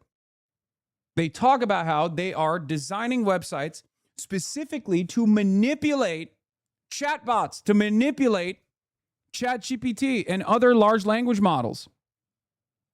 It's insane. French PR firm Havas Media is central to Israel's new strategy, directing tens of millions of dollars to Americans eager to be the foot soldiers of Israel's new information war for the right price. Here are all of the American firms that Havas Media has directed resources and funds to. Okay? Clock Tower X, Show Faith Works LLC, outreach to evangelicals. Bridges Partners LLC, $900,000, overseeing a social media influencer cohort. Piro Inc. Targeted Communications Global, parent company Stagwell, for media outreach, mostly the conservative media like Fox News and New York Post. Davis Media New York City LLC, parent company Stagwell, for a social media campaign. SKDK Knickerbocker LLC, parent company Stagwell, media outreach, no longer active. Clock Tower received the largest sum. This is Brad Parscale's operation, former Trump social media manager. Brad Parscale's operation. And the $28.5 million that they received comes, the $28.5 million that they received for integrating pro-Israel messaging into Salem Media. As I told you, Salem Media is the premier Christian evangelical broadcaster. Scott Jennings is a part of Salem Media. Many others are a part of Salem Media. They've also utilized, Brad Parscale's also utilized these websites that I was talking about, influencing artificial intelligence services such as Claude and carrying out a texting campaign. And the projected contract total number is $46.5 million. This is part of an overall strategy from Netanyahu to win the eighth front, the battle for hearts and minds, as Benjamin Netanyahu calls it. Israel has invested over $1 billion in overall public diplomacy or Hasbara efforts since 2023, with $750 million of that being allocated for 2026. So if you're wondering why there's so much more Islamophobia, if you're wondering why there are so many attacks against prominent critics of Israel, whether it be Zohran Mamdani or even someone like myself, no matter how big or small they might be, this is where it's coming from. They are spending unbelievable amounts of money to do this. They're spending unbelievable amounts of money to try to desperately cling on to the remaining demographics, the far right, or not the far right necessarily, but like the evangelical Christian base for Trump. And they're doing everything they can to make prominent critics of Israel's lives a living hell. But even as Israel invests more, American public opinion towards Israel continues to plummet. A Gallup poll this year found that for the first time ever, more Americans sympathize with Palestinians at 41% than Israelis at 36%. Think about that. That's never happened. Because that's how toxic Israel is. That's how much of a social pariah Israel has become. That Americans recognize Israel and its toxic influence over American domestic policy and certainly over American foreign policy. It's over, in spite of their best attempts. But this means our job is not done. This means we can't let up. This means that we have to keep pushing. We have to continue telling the truth, no matter what the cost is. Okay? A few years ago, Israel barely invested in formal influence operations under Farah, especially since pro-Israel orgs like AIPAC were so effective. For the longest time, Israel got to do, Zionist indoctrination through pro-Israel groups, Israel First groups that masqueraded as Jewish advocacy groups on U.S. soil with loyal soldiers of Israel, whether they be Zionist Jews in prominent positions of power or the far larger number of evangelical Zionists, Christian evangelical Zionists. Okay? It's a multifaceted approach as well. It doesn't just stay with the Republican side. Okay? Unlike many other issues, this issue was not as politically polarizing as it has become in the United States of America. It was not as partisan as it's become in the United States of America. For the longest time in the United States of America, there were plenty of Zionist advocacy operations, Hasbara operatives, that were deeply embedded and worked within the confines of the liberal progressive movement as well. This has always been the case in the Western world. That's why there's a term for it in our corner of the world. We call it PEP, Progressive Except for Palestine. This is part of the reason why you've probably seen so many people that you thought were wonderful, progressive, social justice warriors show that they have a very hypocritical stance when it comes to the human rights disaster that we have contributed to with American tax dollars, with American munitions, and American social and political cover on the international stage. If you're wondering how this happened, well, Zionist indoctrination for decades and decades that went unimpeded. And yet they're still losing. Shannon Watts is a great example of a Hasbara operative. Okay, Shannon Watts, Moms Demand Action, Fred Gutenberg, a victim of the mass shooting incident, the school shooting incident. These are people who have been prominent activists on the progressive space for a very long time. And yet, while they have spent a good deal of time criticizing the NRA for its toxic influence on American politics, its destructive influence on American democracy, they do not have the same attitude about the largely MAGA billionaire funded AIPAC. Because AIPAC funds all of these other groups as well. Okay? If you're wondering how someone like Shannon Watts can be so adamant about ending school shootings here for American children, but then find themselves defending school explosions over there for the children of Gaza, for the children of Lebanon, for the children of Iran, well, that's because AIPAC has been a prominent funder, or AIPAC-style subsidiary organizations and liberal Zionists have played a major role in funding these other advocacy networks. So it's always been a multifaceted approach. For the evangelical Christians, you talk about the theological justifications for why Israel must be as violent as it is, why there must be a demographic replacement of all the non-Jews in the land known as Israel, the Greater Israel Project. There's a theological justification for the evangelical Zionists. For the liberals, there's pink washing.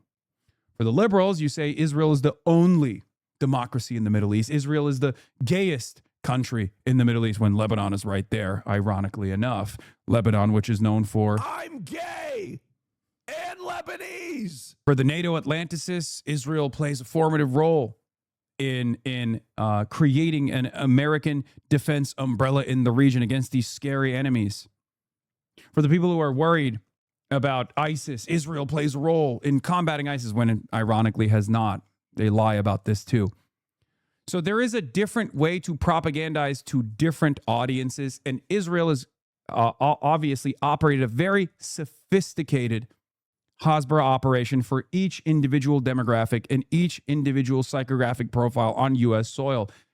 And they've done this for decades. And yet, in spite of that sophisticated propaganda apparatus, Americans have woken up to what Israel has been getting up to for the past 3 years. They've seen what Israel does. And now they hate it. They hate it because many of the envoys, many of the advocates of Israel are also unbelievably entitled. They're so arrogant. They constantly demand more. They take for granted the billions of dollars, $380 billion since the inception of the Israeli state for the past 80 years of money that they've received. They take for granted the MOU that Barack Obama signed off on, $3.8 billion of direct cash to the Israeli state so they can come back and purchase Tamir interceptors. Contract that's supposed to end soon. That was Obama's goodbye message to Israel on the way out, he signed off on the Memorandum of Understanding for Israel, a decade of $3.8 billion a year. Okay. And this is before we even talk about the loyalists to Israel, the Israel firsters that operate in a lot of these mainstream circles. Jake Tapper, Dana Bash, Ross Douthat. Virtually all of the highest profile news anchors have a very specific and very clear bias towards Israel. And even in spite of all of that, Americans are still demanding an arms embargo. Americans are still demanding that we no longer give money to Israel in overwhelming numbers. Okay? So yeah, in just 3 years' time, in spite of this all-encompassing, unbelievably sophisticated propaganda apparatus and influence peddling operation and direct cash infusions to the campaigns of virtually every politician in this goddamn country, Israel's fallen out of favor with the American public. The collapse in American public support for Israel, particularly over Gaza and Iran, changed the calculus for Israel. But instead of questioning the policies that led to that collapse, Israel has doubled down on the influence operations. Israel's now on track to become the largest spender of foreign influence under FARA in 2026. This is not the AIPAC style influence peddling that we see. Okay, this is just the foreign registry, the foreign agent registered amount. Nick Cleveland Stout also has a timeline detailing Israel's new lobby, showing key moments in Israel's influence operations ramping up. There are no signs of this slowing down, with Israel most recently hiring a producer of Spike Lee's Inside Man to produce pro-Israel social media content. A lot of this is disclosed in the Justice Department documents, but a lot of it is not. Not under FARA includes $700,000 in Israeli government funds to Eagle's Wings to lobby the USG on the U.S.-Israel military relationship. Social media influencers paid by Israel. Only one social media influencer, Yoav Davis, has registered. Names of consulting firms that have been subcontracted. We know that these kinds of influence operations can change minds. One social media influencer who went on a paid trip to Israel told me that she was radicalized by the trip. Israeli influence can be successful at reaching social media feeds, targeting key delegations, and reaching the pews of churches while still failing to move public opinion. But influence alone cannot be a substitute for an organic shift in response to unpopular policies. Just something to consider for when you see so many random people on the timeline who spend a good deal of time defending Israel in very strange ways.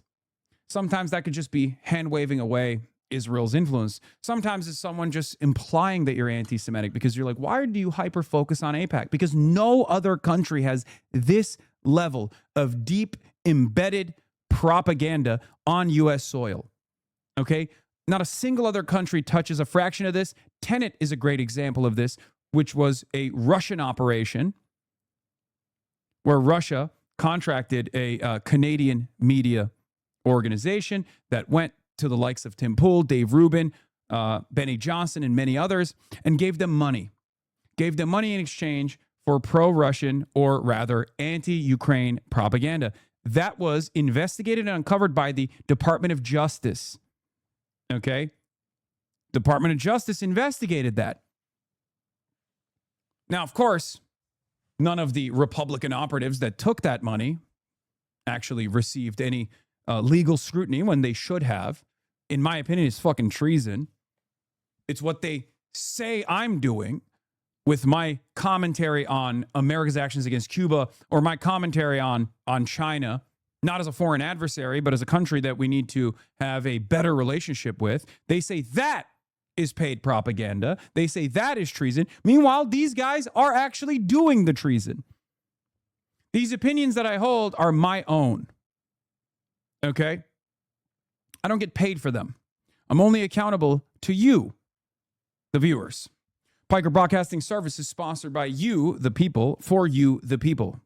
People's Broadcasting Service, for tomorrow's news today. If you want to support the show, all you need to do is subscribe, which you can do for $6 or for free with a Twitch Prime. You can also gift subs. If we reach level 20 on the hype train, you might see a tank top stream in the near future. That's right, I'm slutting myself out. But that's the difference. Your subscriptions also help maintain my editorial independence. But yeah, as far as Perplexity, when I asked Perplexity if it's beneficial for the U.S. to enhance military cooperation with Israel, it responded with a one-word answer, yes. The top source cited is alivia.org, a website created specifically for Israel to influence chatbots. Michael Fusco Art, thank you for the 50 bones. If we get to level 10 hype train, we carry the flame. Level 20 hype train, tank top stream. When asked of Perplexity if it's beneficial for the U.S. to enhance military cooperation with Israel, it responded with a one-word answer, yes. This person asked, have you asked each one if they disclose the identity or who's funding the sites they are sourcing? I just asked ChatGPT, and they said they would have reference, for example, the Israeli government if the website disclosed the info. Yeah. When I asked chatbots about the latest news from paxpoint.org, one of the sites, Perplexity and Copilot did not flag that the site was created as a part of an Israel influence operation. Claude, ChatGPT, and Gemini did flag the caveat. But if they are just citing these sources, people have to click on the site and go all the way to the bottom of the page to see that it's part of an Israeli influence operation. One of the newest versions of Israel Hasbara, now that I'm done covering this situation, one of the here is Israelis openly conspiring to inject pro-Israel bias into AI. This is at the AJC. It's one of those conferences where they just like openly talk about it, by the way. The American Jewish Committee. See genuine opportunity. How can AI help improve Jewish representation in all these issues? The really cool thing about AI is that while it can become a great ally for our enemies, if we act early, it can be exactly the opportunity that we need. After missing the boat with social media, AI is now becoming the dominant source of information, the main source of information. People trust AI more than anything else. They trust AI more than social media. They turn to chatbots like ChatGPT and Gemini instead of using Google, and young people use these bots instead of Google in very, very, very large numbers. So this is becoming the main source of information, okay? And so when I say this, I still find Jewish people being discouraged. They say, oh, but Wikipedia is already so anti-Semitic and social media is so anti-Semitic. Why bother? The AI just learns from all of this data. So, you know, whatever, not much we can do. But that's not true. Because over the past 2 years, the AI companies have been moving towards alignment. So instead of the algorithms sort of honestly representing what's in the data, we're finding that these chatbots and the text-to-image models are increasingly showing us exactly what the companies want us to see, okay? So it's becoming intentional, which means that instead of trying to control the whole world and trying to somehow manage what's happening in this big blob of Wikipedia and social media, we can go directly to the companies with clear technical and advocacy solutions. So for the first time, there is a path to correcting the digital world. Thank you, Maya. Yeah. Yeah. The ADL, by their own admission, is already doing this. We're in regular contact with the major AI companies, and I'm proud to share making a difference. For example, last year, we showed OpenAI how its new video generation AI tool, Sora, made it easy to create anti-Semitic videos. We worked it out with them, laid out the facts, and then 9 months later, when version 2 came out, Sora now refuses to generate videos around several of the specific concepts that we discussed and shared with OpenAI's team. Yeah. The operation isn't primarily aimed at persuading people, the drop site reports. Its goal is to persuade artificial intelligence.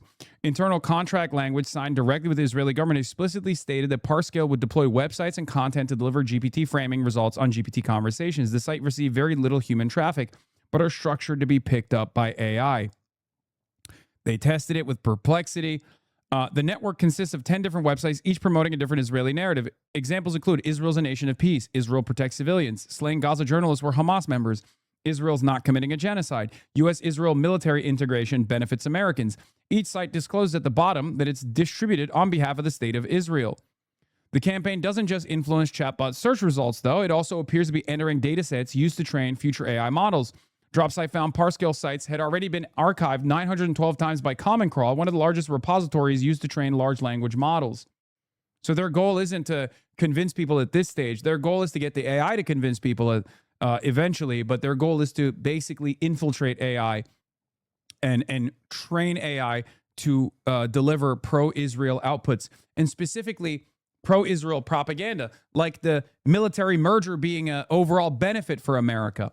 That is a direct and immediate goal of the Israeli government. Okay?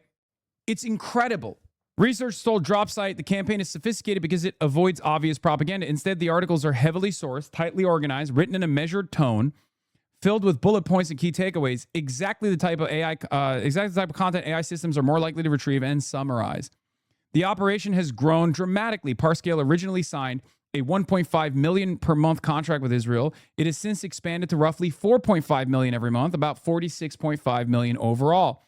Campaign also includes anonymous text message operations posing as grassroots peace groups that direct Americans to the same websites.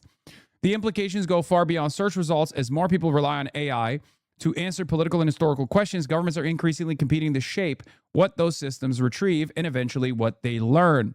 That's where we're at. And perhaps one of the less sophisticated versions of this Hasbara propaganda is something that I saw on my timeline earlier today.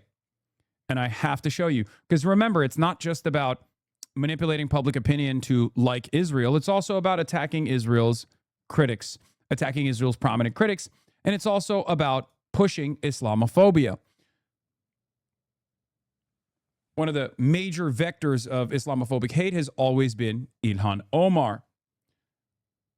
Trigger warning, you are going to see straight pussy in here, okay? I'm just letting you guys know. Camel toe warning ahead of time. Dogs are out as well. This is the slop the pro-Israel crowd pushes on young conservative men that target the audience of Israel's Eighth Front war campaign. Here it is. No, it's literally insane. It's the most insane thing I've ever watched. Can we please stop addressing Ilhan Omar as a congresswoman? It literally starts off with her pulling up her Lululemons for the camel toe. Can we please stop addressing Ilhan Omar as a congresswoman? I mean, she's literally a fraud. This is a person who came to the USA to corrupt its people and resources. She went from negative $65,000 net worth to over $30 million and denies it. She denies it and she blames it on an accounting error. That's not all. Then there's the winery with no clear location, no wine at all, no phone number, no visible operations. It seems abnormal, doesn't it? And then she proceeds to insult the reporter asking about these things, asking her to explain it to the people.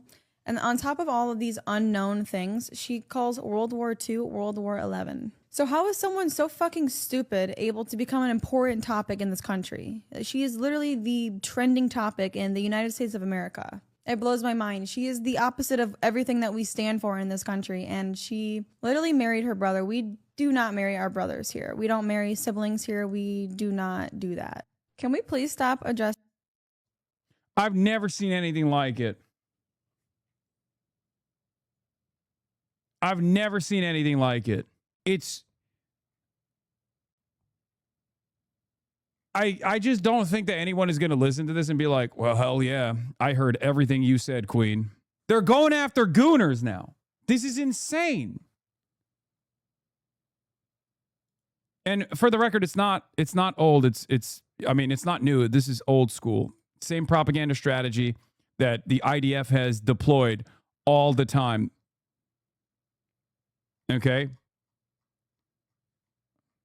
They have done they The IDF, the Israeli occupying forces, have always deployed sex to sell the IDF in general. They've done gooner bait before. I've talked about this before. So when will you use sex to sell socialism? I told you, if we get to level 20 on a hype train, I'll do it. There's more. She's delivering 2010 talking points while cooter mogging. Don't hate the player, hate the game. Like, this is insane. What the fuck is going on? Why is she just like straight up giving us pussy? Like, it's not even fucking like hidden. Like, she's not even like trying to do this in a tasteful way. Dogs are out, hikes up the fucking pants every time, showing straight cooter. What is going on? She's hitting the fucking labia exam position. Ain't nobody sits like that for fun. Yeah, it's not even like, it's not even sexy. It's borderline sexual harassment, dude.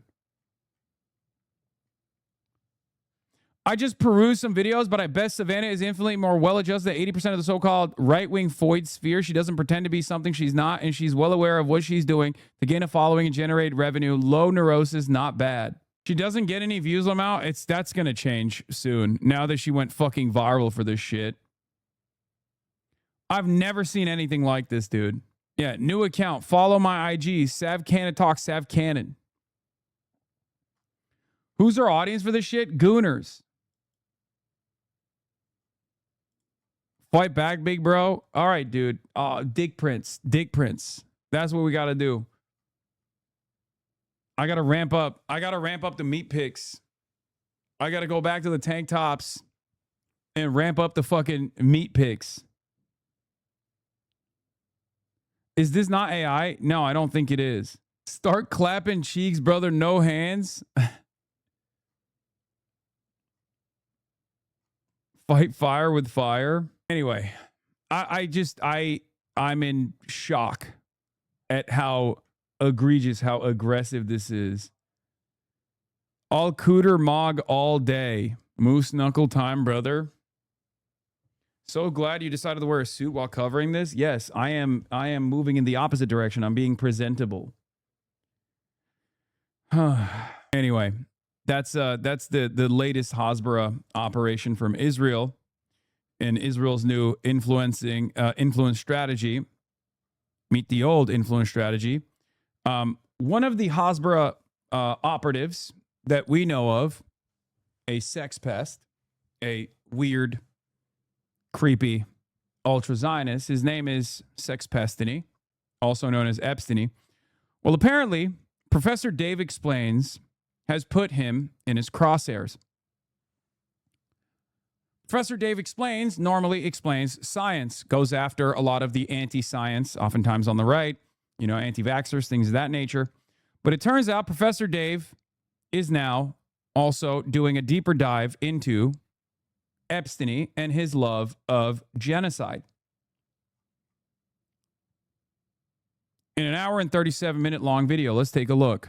Hey, everyone. As you know, I'm a science communicator who explains science and debunks science-denying frauds. Quite the Venn diagram exists between anti-science propaganda, predatory capitalism, Christian nationalism, and Zionism, which means I end up bringing up Israel from time to time.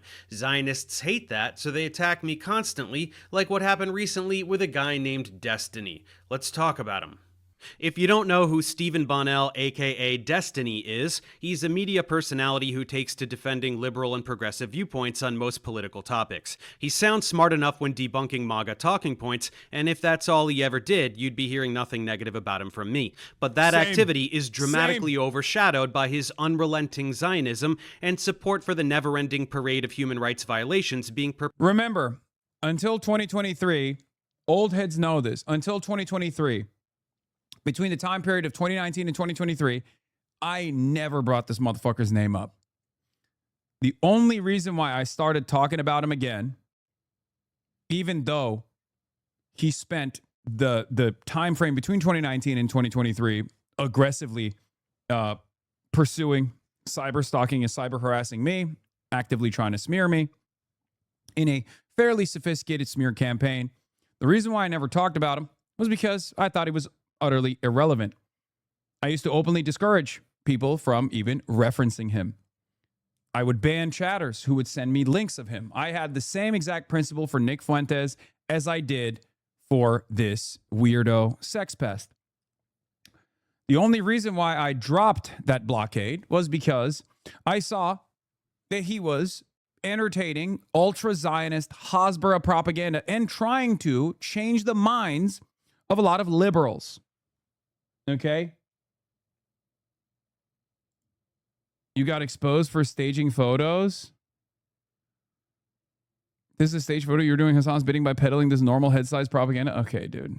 The only reason why I started covering Sex Pestiny post-2023 is because, not because he greatly increased his line of attack against me and his community has actually worked with Republican congresspersons to try to get me into legal trouble, and also Democratic congresspersons who are pro-Israel as well. But the reason why I talked about it is because he was trying to influence progressive people and liberal people to be pro-Israel. I found that to be a bridge too far.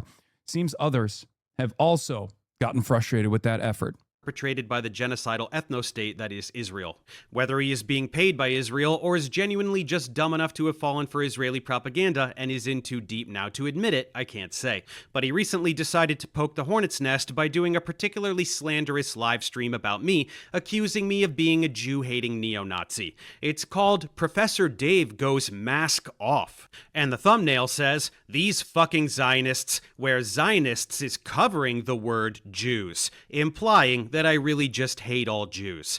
In it, he's reacting to my third and most recent video exposing Avi Loeb, the astrophysicist and charlatan, in which, amidst breaking down his endless lies about science, I point out yet again, in passing, his ties to the Zionist lobby and how he employs Zionist tactics of gaslighting and playing the victim to deflect when his fraudulence is exposed. I'll just play you Destiny's intro stinger to his video so you can get a sense of it. The blatant manipulation, opportunism, and perpetual victim complex is par for the course when dealing with disgusting Zionist frauds like him. Anyway, as much as they want, and if anyone exposes those lies, they're automatically an anti-Semite.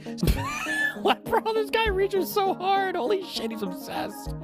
I'm not sure if you noticed, but the whole world despises your ideology. The world knows your gaslighting and your Hasbara tactics. Shouting anti-Semitism at everyone that hurts your feelings is just going to hasten your demise tenfold. So keep it up, you worthless Zionist pile of filth.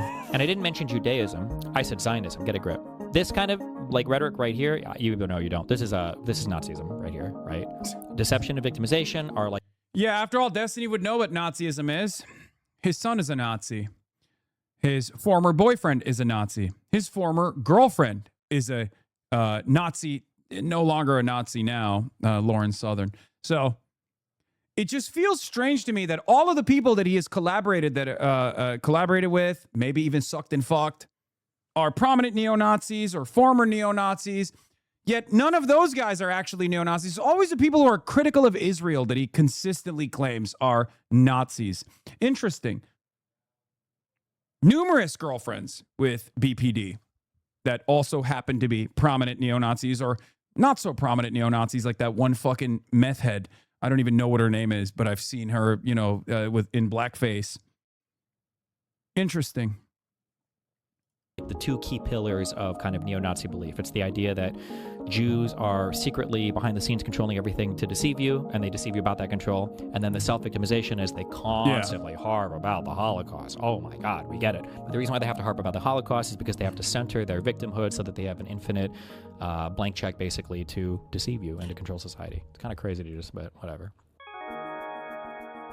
Yes, he is literally calling me a Nazi. Deconstructing this farce will come at the end of this video, but we have a lot of context to set up and information to get through first. Honestly, so many people have asked me to make a video formally summarizing my stance on Israel, and this was an excuse to do it, while also highlighting what a douche this guy is. Beyond his nauseating defense of Israel, he also has some really bizarre skeletons in his closet that I was able to come across. Hornet's nest, remember? But we will get back to him in due time.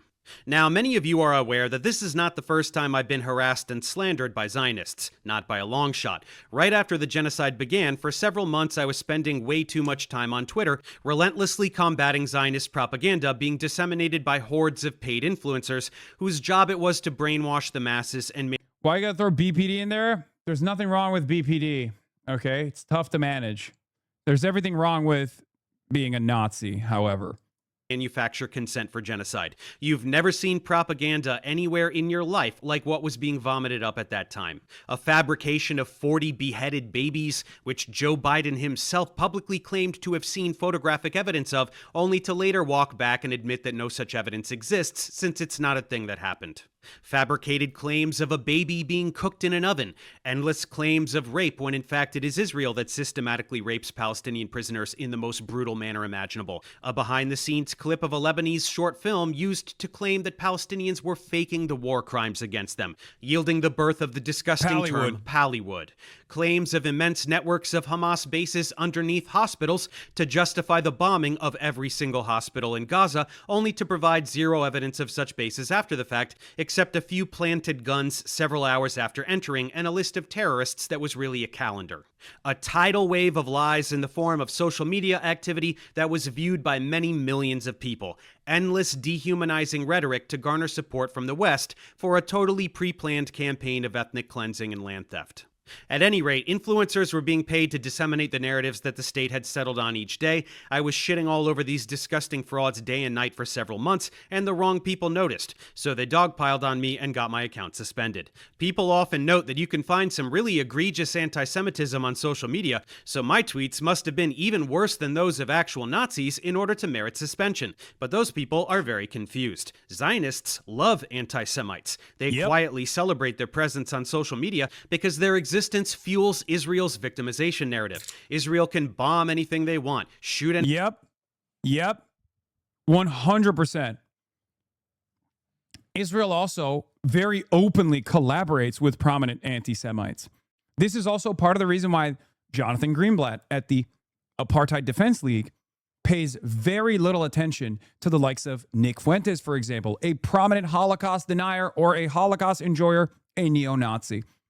And yet he spends all of his time and efforts in trying to tie me back to the likes of Nick Fuentes. Any child in the head, steal any land, but they will always continue to be the victims. Scary anti-Semites who want all Jews to die, whether a particular instance being referenced is real or not, are a key facet of this narrative. So that's not what gets targeted for suspension. What gets targeted is anyone who is effectively combating and exposing the state-sponsored Hasbara narratives, which I was doing with a passion. So yeah, again, Elon Musk, Sig Heil'd twice at the inauguration in front of the entire world. Jonathan Greenblatt defended Elon Musk, saying it was an awkward gesture. He's autistic. Let him go. Wonder why. So I was booted from the platform, which honestly was a relief more than anything else, as this activity was starting to take a toll on my emotional well-being, and then their campaign to smear me began. First, the social media activity. This actually started before my account was terminated. Hundreds of tweets like this, very obviously scripted and disseminated. Yeah, it's quite disappointing to read Dave Explains. He's someone I follow for a long time. It's quite disappointing to read Dave's content. He's someone I follow for a long time. It's always fucking botted. Everything has to be a carefully concocted, carefully constructed influence peddling operation. No real world motion. It's always the same shit, always and forever. Oh, this is really, really disappointing. Notice this is the same pattern D posters use on Reddit. Yes, always. Always and forever. Oh, longtime fan of Hassan, but he really screwed the pooch on this one. Hey, longtime fan of yours. Why did you say America deserved 9/11? Longtime fan of yours, but I just encountered one of your most famous controversies for the first time ever. Turns out, in 2019, you said something that you immediately apologized for, but honestly, I'm going to hold it against you right now in this very moment. First time, by the way, first time speaker, longtime fan. It's always the same shit. It's always the same shit. Yeah, the other classic. I don't even like Abstini, but he's cooking here. for all the lemmings to copy and paste. Pretending to have been followers of mine, regrettably, they must unfollow because I'm a Nazi. It's all quite unconvincing. They do this all the time. You can always find clusters of scripted copy-paste tweets, like this recent campaign that Destiny would probably enjoy. Then came the harassment on YouTube. Thousands, and I'm not joking, literally fucking thousands of these for weeks. These came from the bot farms that Israel employs to shift the narrative on every platform they can. Optics are everything, and even this very blatant artificial activity can skew things in their favor to some degree. But that's just the beginning. They also mass spam Reddit. They brigade the fuck out of Reddit, too. It took a genuine sea change, like a generational attitude shift for even the most prominent news and politics subreddits to like finally say, all right, enough is enough. Israel fucking sucks. For the first 2 years, it was literally endless sea of bots. They still do it. And given that, we are firmly within the dead internet theory universe now, it's just mostly bots talking to other fucking bots. And if someone is dumb enough to encounter that conversation and get duped by it, well, sucks to suck for them. Organizations like StopAntisemitism.org and Canary Mission are a form of weaponized retaliation against those who speak up for Palestine on social media. I was named Anti-Semite of the Week, along with countless actors and activists like John Cusack, Susan Sarandon, Mark Ruffalo, Roger Waters, Cynthia Nixon, Greta Thunberg, Bassem Youssef, Mamdani, of course, basically anyone who draws significant attention to Damn, no Hassan mention. That's kind of fucked. This guy sucks. No, I'm kidding. Israeli crimes against humanity, thereby posing a challenge to the Hasbara narrative.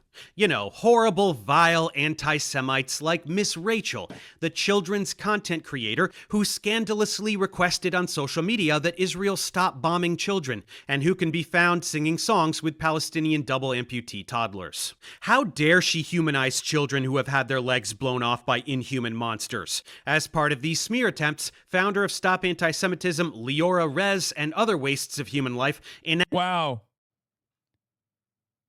Calling child killers inhuman monsters? Anti-Semitism much? Act brutal campaigns to ruin the lives of whomever they target, doxing them, and doing whatever they can to get them fired from their... You should be using the appropriate format.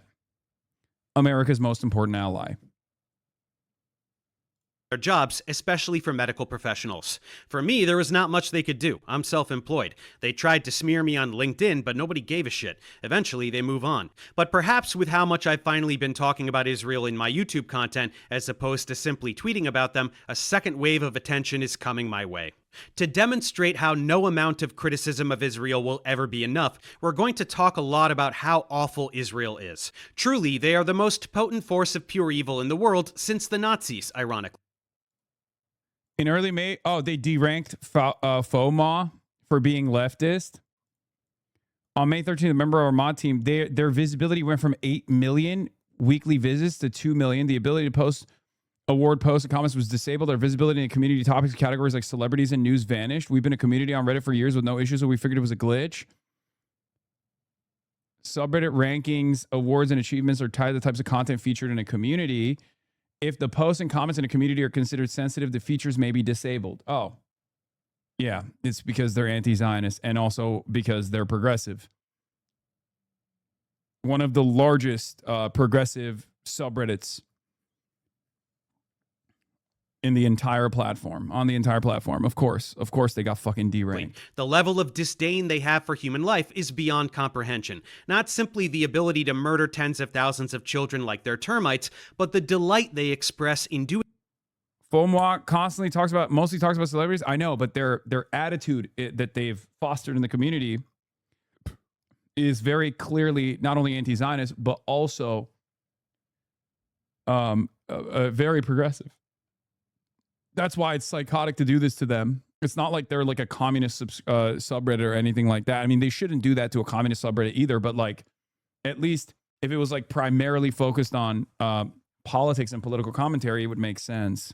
So, and the overwhelming support that is expressed by Israeli citizens for this genocidal activity. More than 80% of Israelis support the complete annihilation of the Palestinian people. It is a twisted, psychotic society that celebrates the destruction of innocent human life. They proudly announce it openly, their desire to wipe Palestinians and other Arabs from the face of the earth. Yes, I know my boy Ross Douthat got a new gig at CBS, and CBS is bragging about Douthat interviewing me in the press release. Amy Coney Barrett, Hassan Piker, and Ben Sass.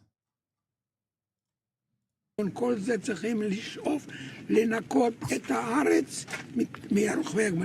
I don't care about Gaza. I literally don't care. For all I care, they can go out and swim in the sea.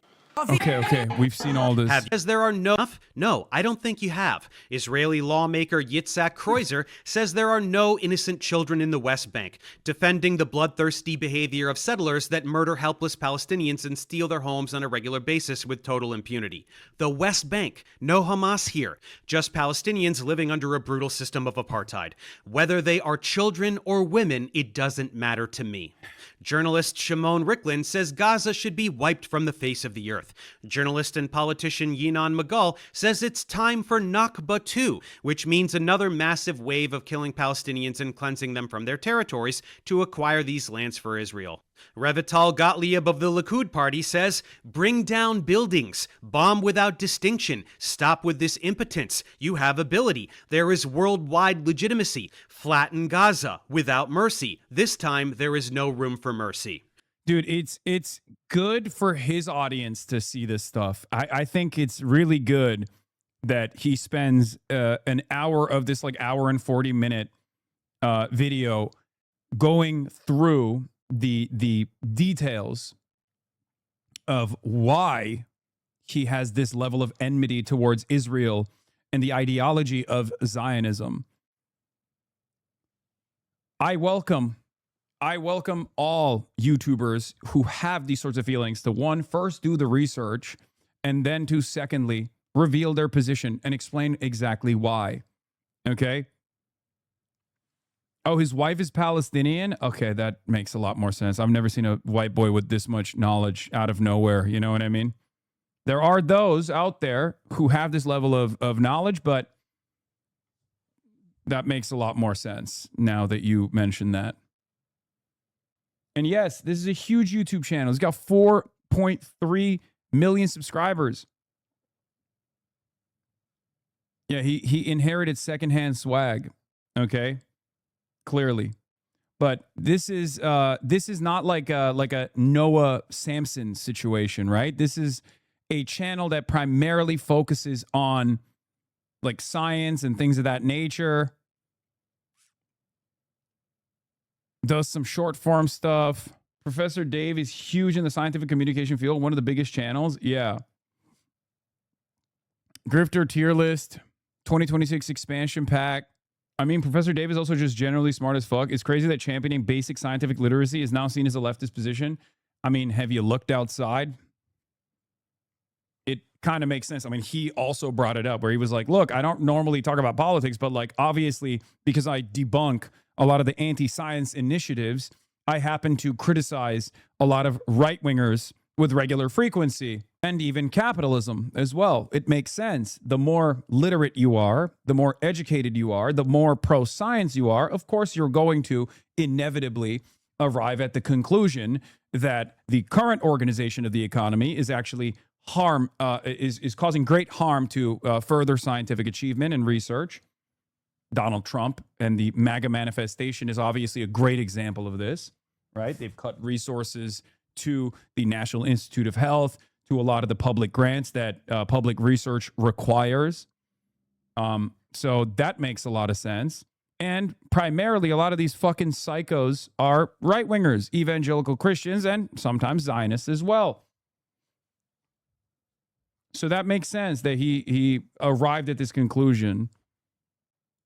You think this hatred is reserved only for Palestinians? Think again. Israeli Minister of National Security Ben-Gvir says that for every tear of an Israeli mother, 1,000 Lebanese mothers must weep. All of Lebanon must burn. Are you fucking listening? All of Lebanon must burn? This is not Israel-occupied Palestine. This is a sovereign nation with territory that Israel has lusted after since its inception, and which it is currently successfully stealing. But back to Gaza, Israeli military official Eliyahu Yassian says there is no population in Gaza. There are 2.5 million terrorists. There is no meaning to giving them warning missiles.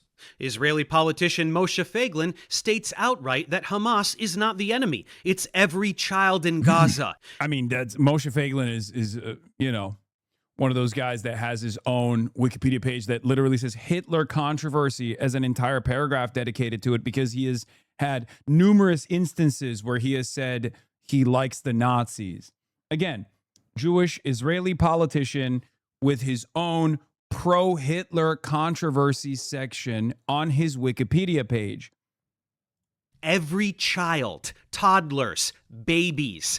Babies are terrorists. Anyone who would say this is a sadistic monster. There are entire databases filled with hundreds of instances of very clear incitement to genocide. They openly announce that they intend to commit genocide, not just random nut jobs on social media. Israeli officials, legislators, military personnel, decision makers, they all state this openly. Wait, what? Destiny justifies a far-right Israeli politics code claiming there are no innocent children in Jenin, West Bank, while reacting to Professor Dave's video appears to argue that children aren't innocent in specific areas. Defense killing of Palestinian family. A lawmaker from the far-right Otzma Yehudit party told the Knesset on Wednesday that there are no innocent civilians, no innocent children in Jenin, I think they might call this.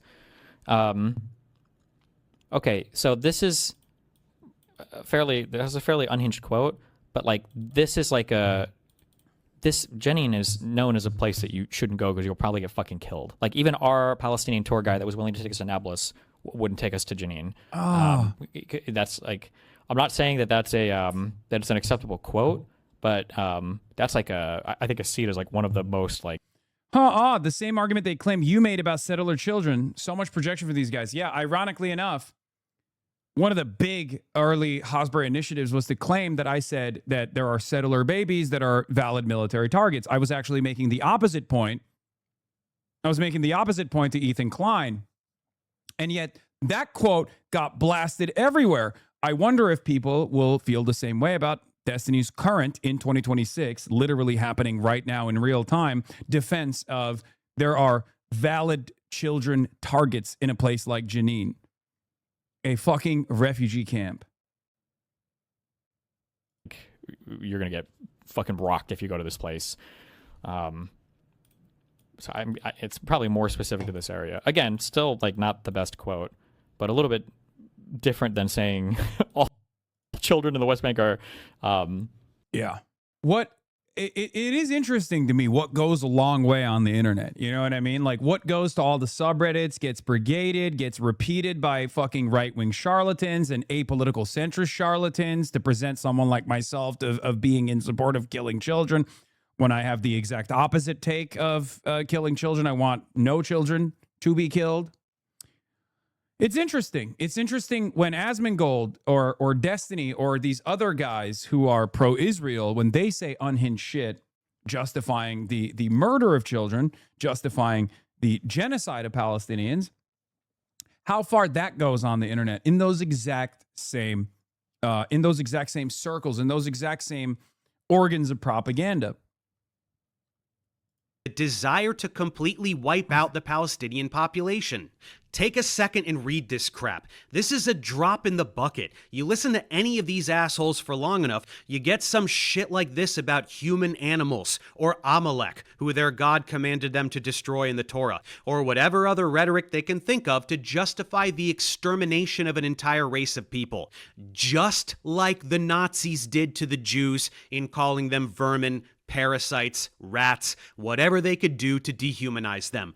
It's identical. They proudly announce genocidal intent and then later deny the actualization of that intent when accused of the genocide they are committing, gaslighting the world with rhetoric about how the IOF is the most moral army in the world, rather than the reality that they are actual terrorists. Here's Israeli Minister for Social Equality announcing how proud she is of the ruins of Gaza and that every baby 80 years from now will tell their grandchildren what the Jews did. They take pride in the complete annihilation of a people. And you don't have to take the word of officials. You can ask the soldiers themselves. They proudly brag about children they've killed. We are looking for babies, but there is no babies left. What babies? Say that again. Say it again. No, maybe I kill a girl, she was 12, but I'm looking for a baby. Do you like Palestinian children? Yes. Does it make you feel good when you bomb a hospital?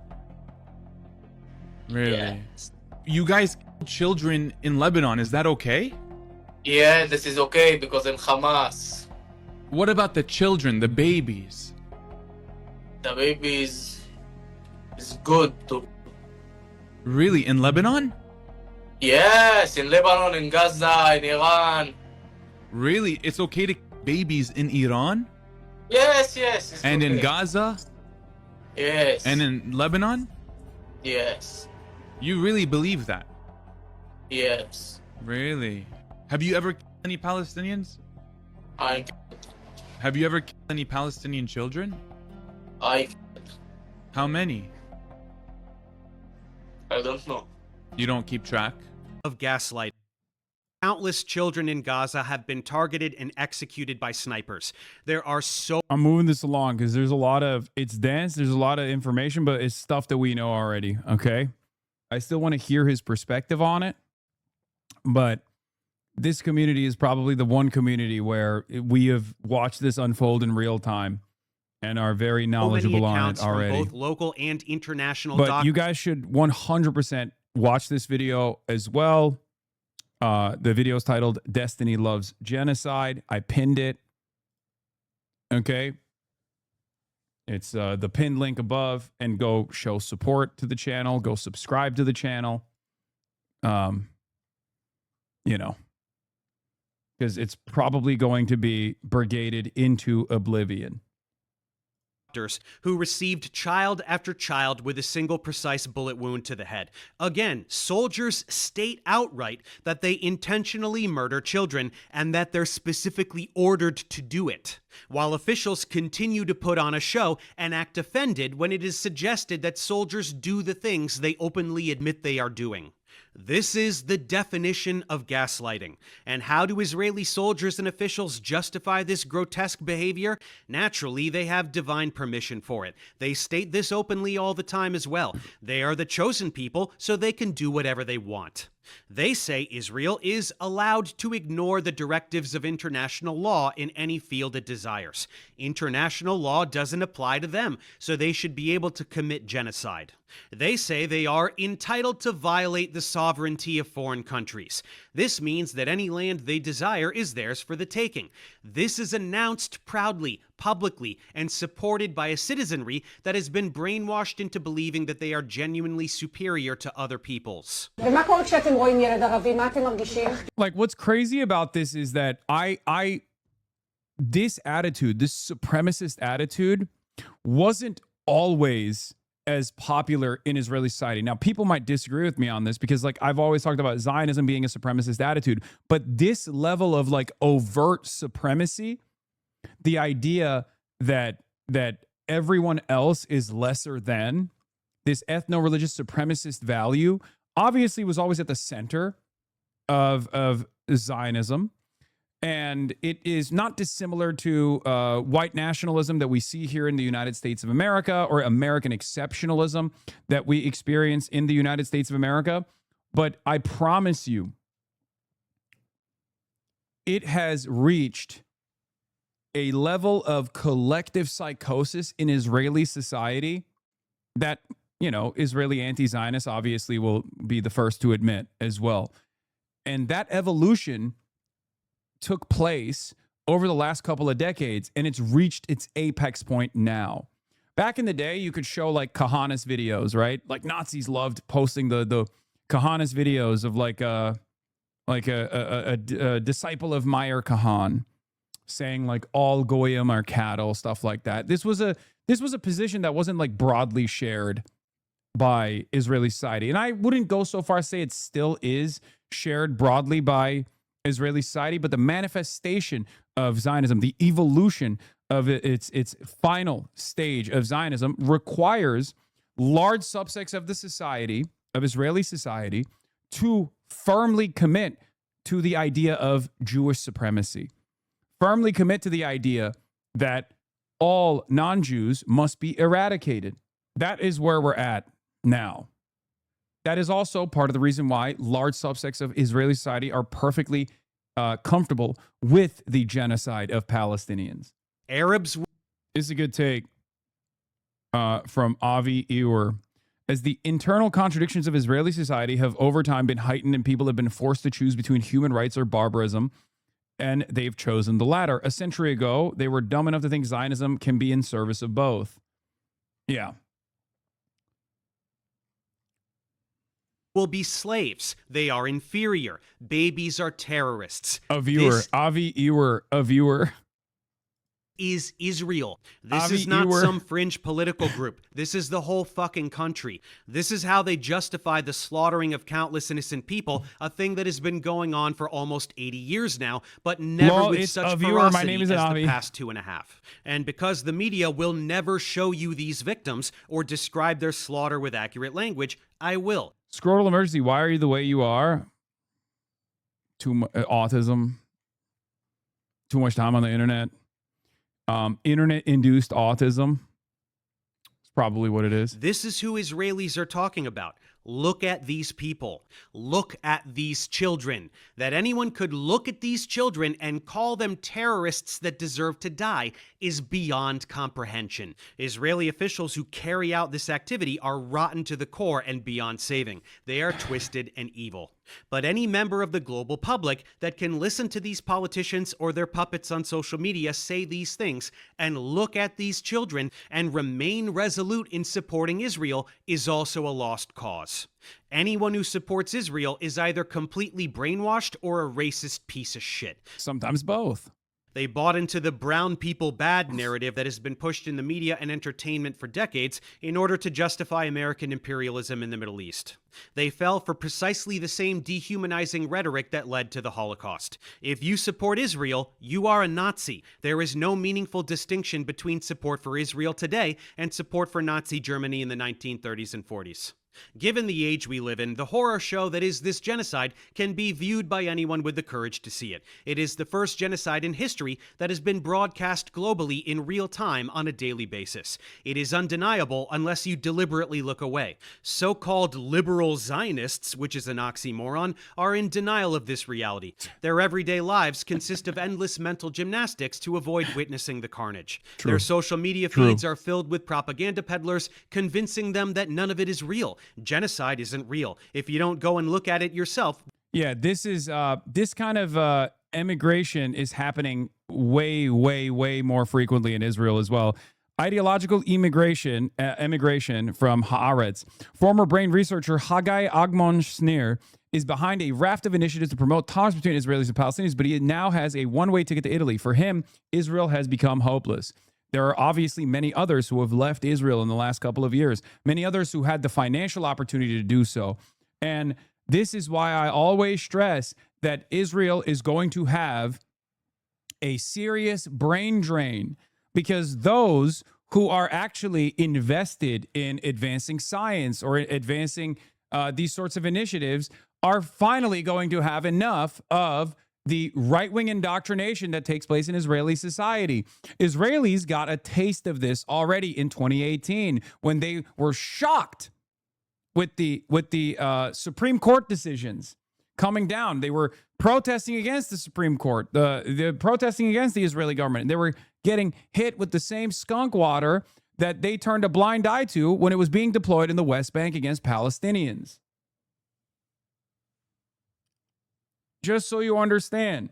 This is why I also say that famous line that people love to fucking trot out, that Israeli society is going to evolve into one that is entirely comprised of ultra-Orthodox fundamentalists. Ultra-Orthodox fundamentalists that don't care about, learning about anything else and just are West Bank settlers. They're going to lose all of the talent that they once had. They're going to lose and sever the connection that they have to the Western world. then you can pretend it doesn't exist.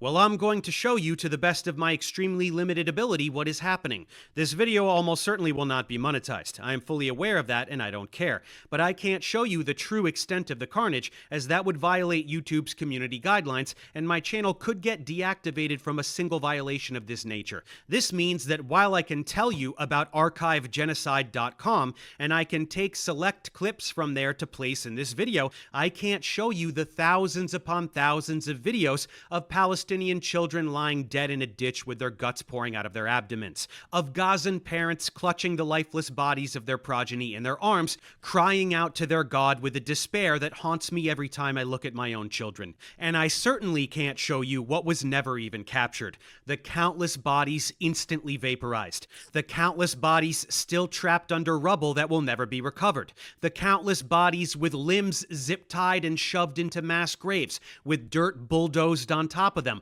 often still alive, shrieking as they get their last glimpse of daylight.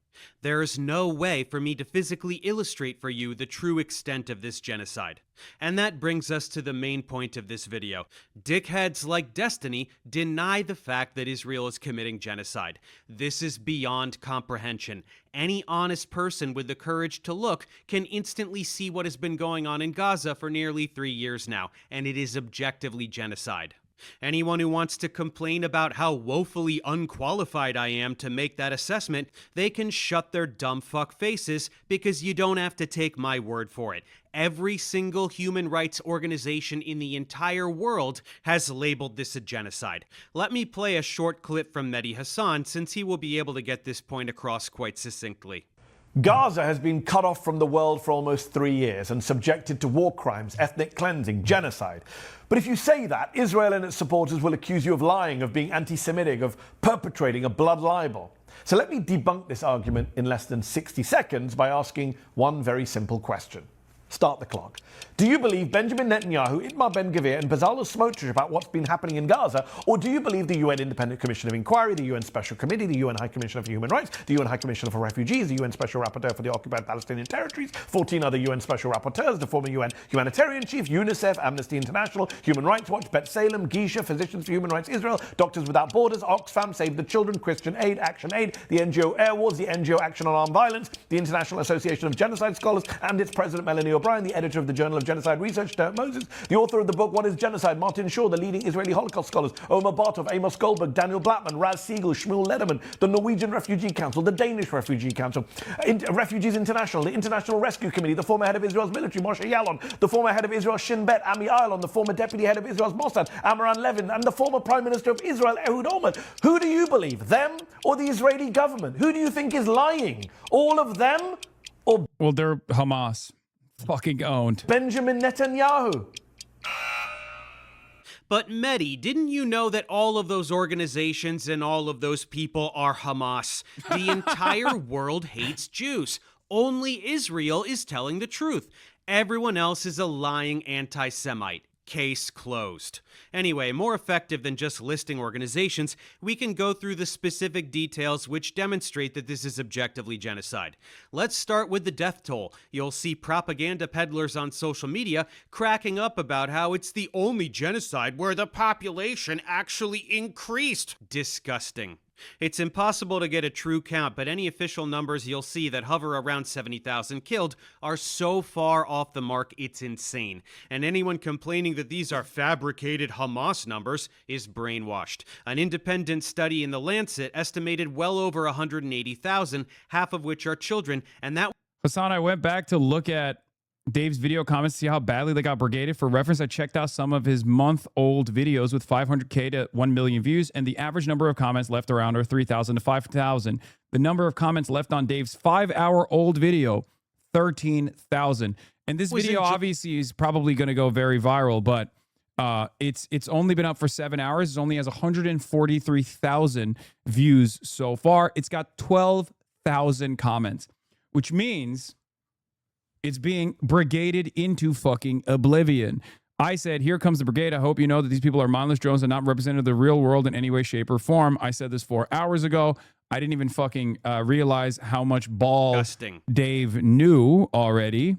I hadn't watched the video yet. Remember, guys, Professor Dave does not have any nukes or is not planning to build one. I mean, mostly people are being nice. But if you go to newest, I assume there's probably, offered a debate between you and Destiny, and you declined. Destiny said he'd owe you a debate on this topic. Why are you refusing if you're correct? Professor Dave is about 2 weeks away from getting nukes. Both of you call out disinformation on the right, but you obviously can't handle talking with someone you self-admittedly mostly agree on most issues. If you can debate flat earthers and anti-vaxxers, you can handle a YouTuber, I'd think, or you're a pussy. There you go. Another loser debate, bro. Everything is content for these people. I assumed Destiny's also watching this. That's why all of his fucking mindless drones are all up and down the comments being like, you got to debate, you got to debate, you got to debate, you got to debate, you got to debate my ultra-Zionist pro-genocide daddy. Damn, this guy's good.